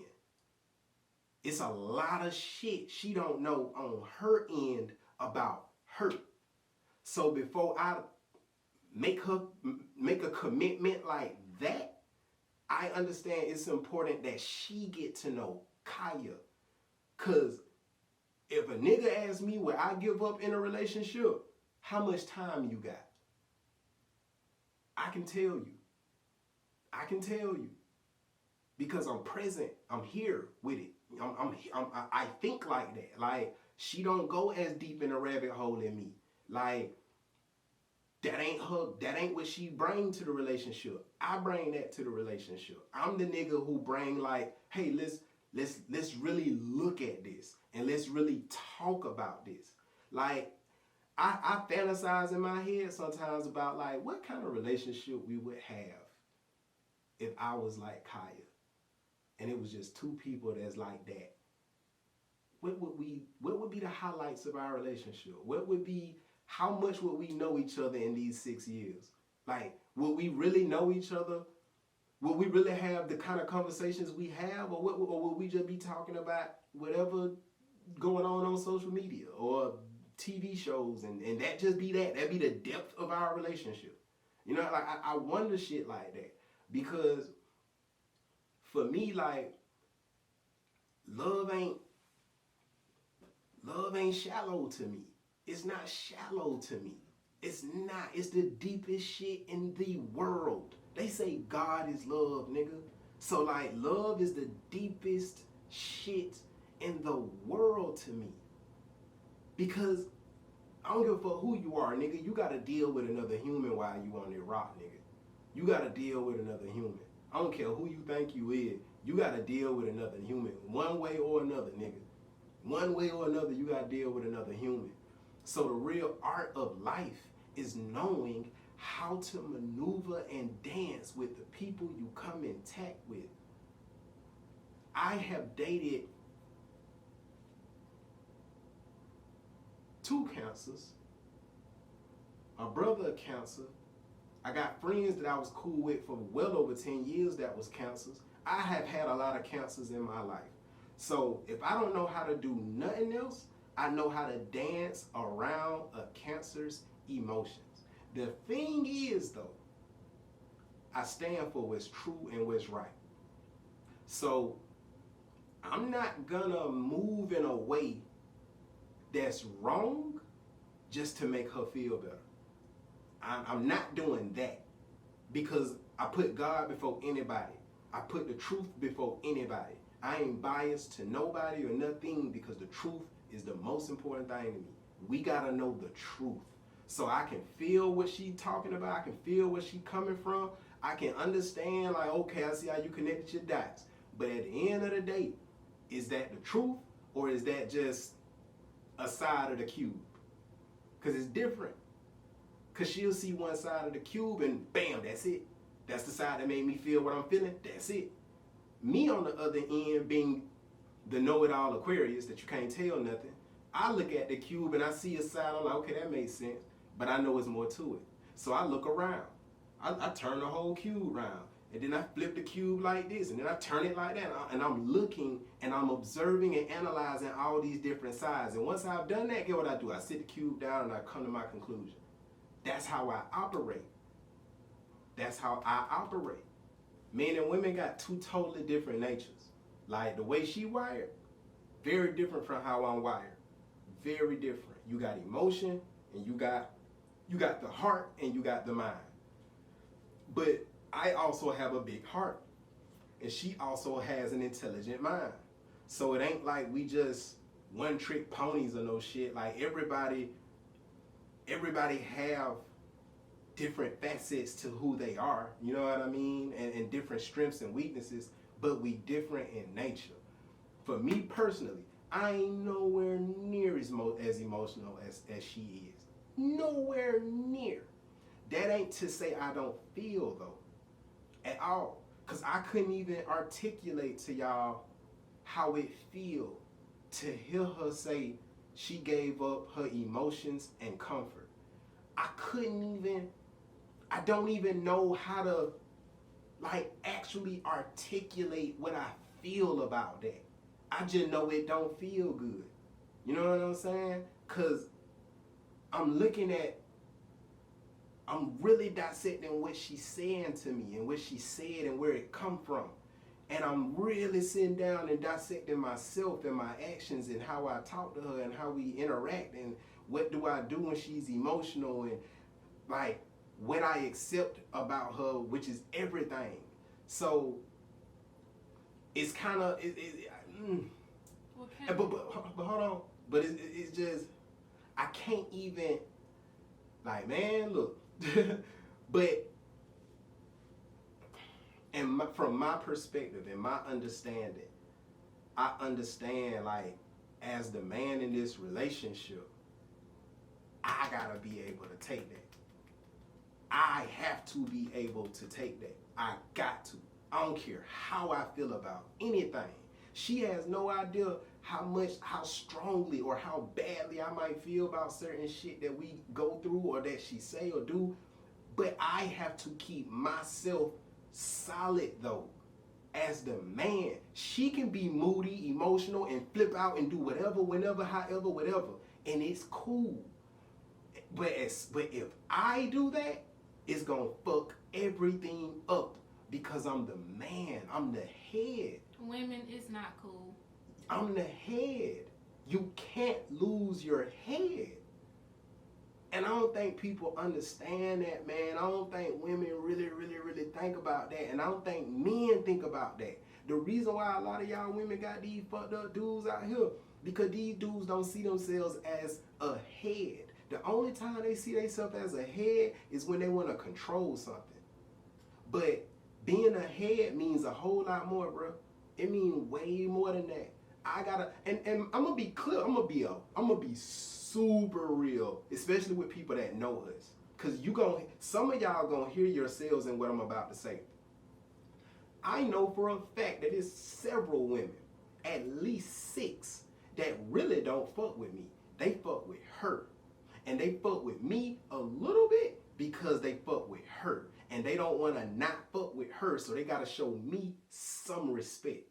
You know what I mean? I don't like that shit either. I know, and I could say their names, literally. So I understand me having a dick and being a man, and me being an expressive man, an open man, me being an intellectual man, me being a confident man, me being a secure man, me being a man that live out loud, me being a man that say vulgar shit sometimes, me being a man that can be blunt, me being a man that will challenge the way a woman interact with her man, or just men, period. But I also challenge men like I just did less than 5 minutes ago. But at the same time, certain women ain't able to see that and understand that I do all of that. What they focus on is what they feel. And they feel like I'm XYZ. None of them know me, but they feel like I'm XYZ though. Because she don't ruffle nobody's feathers. She don't post nothing. If you ever talk to her in person, she not gonna say nothing that just gonna have you like, what the fuck? Unless y'all super close. Unless she's super close to you. Maybe then she'll kind of say whatever. But she's a Cancer, man. They don't like conflict. Am I lying? Mm-mm. Like y'all, don't answer that one. You already answered it, but let me reword it, because nobody likes conflict unless you just a Virgo. And I'm just being funny. But anyway, like, I don't want to say y'all don't like conflict. That's the wrong way to word it. Y'all do whatever you can to avoid conflict. Is that right or wrong? You do whatever you can to avoid conflict. That's a question. Oh, I thought you told me not to answer. I was talking about the question before that. Oh, then. Because I asked you the question in the wrong way. I asked you a question in a way that's like, duh, nigga, don't nobody like conflict. Oh, okay. But what that's why I'm saying, like, I worded it wrong. So I'm changing the wording and I'm asking you, am I right when I say that Cancers, or you as a Cancer, will do whatever you can or y'all can to avoid conflict? Yeah, that's true. Okay, now, because of that, she ain't gonna say 98% of the shit that I would say. She'll think it and everything. She'll feel it, all that shit. She ain't gonna say it. Me, I will say it. And because of that, I'm not gonna be looked at the way she get looked at. You know what I mean? Like, period. I'm not gonna get looked at the way she gonna. I'm gonna get looked at as the bad guy because I say what's real for me. Period. And I don't say no crazy shit to nobody. It'll be very, very hard for you to find some person who be like, yeah, Carlos say some crazy shit to me. Say, that's present. Say. Now, older Carlo, yeah, I done cut some folks out, and yeah, definitely. But they tried me though for a very long time. But they're not gonna tell you that. People always are the victim or the hero in their story. Listen to me. People always make themselves the victim or the hero in their story. So at the end of the day, I know it's people who look at me how they look at me, and that's perfectly fine, bro. That's perfectly fine. I don't have no lost love for nobody. But I know who you are, though. I know who you are. And as long as I know who you are, I'm good. I'll feel some kind of way when I don't know who my snakes are. But as long as I know my snakes and I hear the hissing, I'm good. Because I'm conscious. I'm aware. But like, I get it. You know what I mean? And for those same people, they gonna watch this and they gonna try to nitpick and pick out ways that I'm just XYZ and I'm just this bad whatever person. That's cool. I love you anyway. But at the end of the day, This was a very important conversation. Then my favorite episode of the podcast, even though it's the most negative episode we've had. But you need that. This real life. Like, this real life. Black love ain't perfect. You know what I mean? I ain't perfect. She ain't perfect. Like, straight up. You know what I mean? Like, y'all got to see a real version of us arguing. But you didn't get to see the all the way real now. You know what I mean? But y'all damn sure got to see conflict with us. You know, and it's always emotional. We don't have conflict about nothing else. It's always emotion. Always. We don't have conflict about nothing else. Literally. Literally. It's just emotions. It's just shit that somebody feels some kind of way about. And that's just what it is.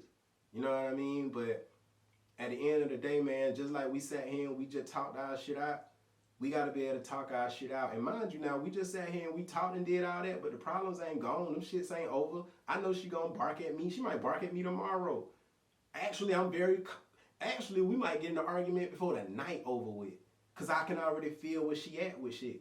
You know what I mean? So, like, it's just life, y'all. But at the end of the day, man, you gotta know who you with and love who you with and know, like, hey, dog, look, we have our shit now, but we know what it is, though. I know what it is with her. I ain't going no damn well. I mean, she don't know that. She don't know that. And I'm not being an asshole when I say that. We don't know where the fuck we going, because we going where God put us. But at the end of the day, though, as long as I have any say-so, I'm here. Unless she show me that it costs too much to be here. And women and men don't make people pay too much to be with you. It shouldn't cost you your life to be with somebody. It should not cost you your life. That shit that I read as far as the why men don't marry, everything they listed, that was that man's life. His life. He gave up his life. Not on no, oh, we're sharing a life. Nah, nigga. When I shared my life with this woman, she stripped away my rights to even have my own life and to live a full life on my own. She tried to dictate and determine every little move I make, and she used it through passive-aggressive emotional abuse. And that happens a lot, women. I know you don't want to hear this from no man, especially no black-ass nigga like me. If I was one of them goddamn Morris Chestnut niggas that y'all had a heart eyes for, it'd be a whole lot easier to accept it. So coming from a nigga like me, I know that shit hard, but it real though. It's some men out here that wholeheartedly have had their whole lives stripped away from them because they got romantically entangled with a woman that got her own deep-rooted toxic shit going on. And it's women going through the same shit. So we can we should finally just stop acting like women got it worse or men got it worse. We all got it bad because we all broken. We all broken. Period. We all broken. You know what I mean? Like, Kaya just cried talking about her family and shit. Y'all don't think I have to deal with that in a relationship? You don't think that shows itself in our relationship in many ways? I know. I could write a book about it. You know what I mean? I got family shit. You don't think she have to deal with that? Like, we all dealing with each other's shit, y'all. So, like, man, let's be understanding. Let's learn how to sit down and have these difficult conversations. There's going to be things that's going to be said on both sides that neither party like or agree with, however, whatever. But we got to be able to look past the stuff that we don't necessarily agree with and not throw the whole person away, man. So I hope y'all have a good day, man. I hope y'all have a great night, a great weekend. I hope you have a great week. By the time y'all see this, it'll be Sunday, so I hope your Saturday was dope. I hope your day today, Sunday, is great. I hope your week great. I just hope y'all have a great life, man. But listen to me. Listen to me, y'all. The love shit deep, man. Like, this shit just deep, man. Like, everybody broken. Everybody got their own shit that they going through and that they enduring, man. And if we could just understand where each other coming from and hear each other out, and not inject our own shit. You know what I mean? Because that was my thing earlier. Like, it's like, hey, do you know for a fact Tori didn't say that? Like, my whole, and we always butt heads though, but my whole thing, do you know what you talking about though? Like, it's cool that you feel whatever you feel, and it go for anybody. But do you know what you talking about, though? Because one of the issues in the world we got right now is everybody got something to say because everybody feels some kind of way. But if you check the facts and the sources behind what they saying, a lot of times it's bullshit. It don't come from something real.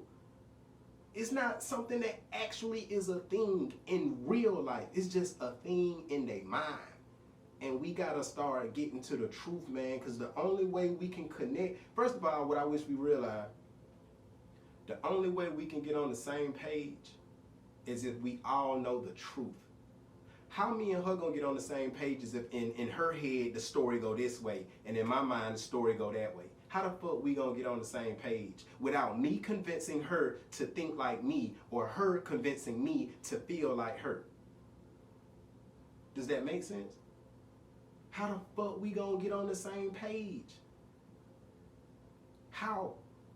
But guess what? If she know the truth and I know the truth, we on the same page. So you gotta check yourself, man, and you gotta know your bullshit. And I don't care if you don't like me saying that and even acknowledging your bullshit, but whoever you are, you got bullshit. That don't make you no less of a person. You still amazing, you still great, God still love you, and you still have a purpose on this fucking earth. But please don't ever fool yourself into thinking you perfect, because ain't none of us perfect. And no matter how much you know, you still can lose your keys and look for them shits and look in the place where they was at and not see them, and your girlfriend gotta tell you they there. But at the same time too, you can ask for help, get the help, and then attack the help too. So let's be the best people we can be, y'all. For real. Like, let's be the best people we can be, man. I love y'all. Thank y'all for tuning in.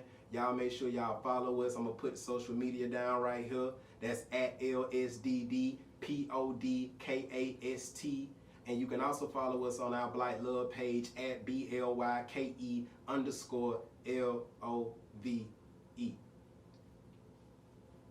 Would it be wrong to put like that TD Jakes sermon in the description too, about like, cause you had mentioned like don't let them wait too late or too long for, you know, the sermon where he was talking about, are you making your man wait too long? As far as like, You talking about the submission sermon. How would that be wrong? cause I don't know if you could put another person's link in your description or not. You can put, nigga, I can put a link to Pornhub in the description. Oh. It's just a link. Well, I ain't know. You know what I mean? You can put, I could go in the link and put doggy dig, dog, biggity that deep, that dog. However the fuck I would type that, I could put that in the description. I could put a link to anything. Now the only thing is, it might not tie into the whole topic, but I mean, but it's food though. You mentioned it, so I was like, maybe it's food though. Even if it don't, I think it do fit. But that's a dope sermon that I think will help people. So I can add that in. I can drop that down in the description. You know what I mean? But all in all, y'all, we gotta be patient with each other, man. And nobody is in your brain. Nobody can go in your brain and read your thoughts. So let's learn how to communicate with each other. And let's learn how to effectively communicate with each other in a healthy way. As y'all can hear, me and her cut each other off sometimes. You know what I mean? That's something we working on. But I would think that we not doing too bad when it comes to communicating effectively to each other in a healthy way. You know what I mean? We don't call each other out our names and do all this other shit a whole lot of like, but we don't really do that. Yeah. So we figuring it out, man. The most we say is nigga and bruh. You know what I mean? But that don't even count to me. But I don't know, man. It's just the way it go. But at the end of the day, I love that woman sitting next to me. And if she end up not being the one, I'm perfectly fine with that. I know that sound whatever, but I've gotten to a point where I accept what God do in my life. So if I'm just here for a season, I'm just glad to be here. If I'm here for the rest of her life, I'm glad to be here. I just don't want to be drove crazy while I'm here. Long as I don't go crazy, I'm straight. Long as I'm considered in this situation, outside of how she feel, I'm straight. Sometimes it don't feel like that. But I understand it's a process. Growth is a process. It's ways that it's shit that about me she don't fuck with. So we just gotta be patient with each other. And y'all gotta do the same, man. But y'all love on your loved ones, man. Y'all show love, man. Show love. Don't just feel it and keep it to yourself. Show it. But thank y'all for tuning in, man. We'll see y'all next time. I am Joe Henson. I'm Briley. We Black Love, man. And this has been Lame Shit Different Day. And boy, this my favorite episode. Oh my God. Peace.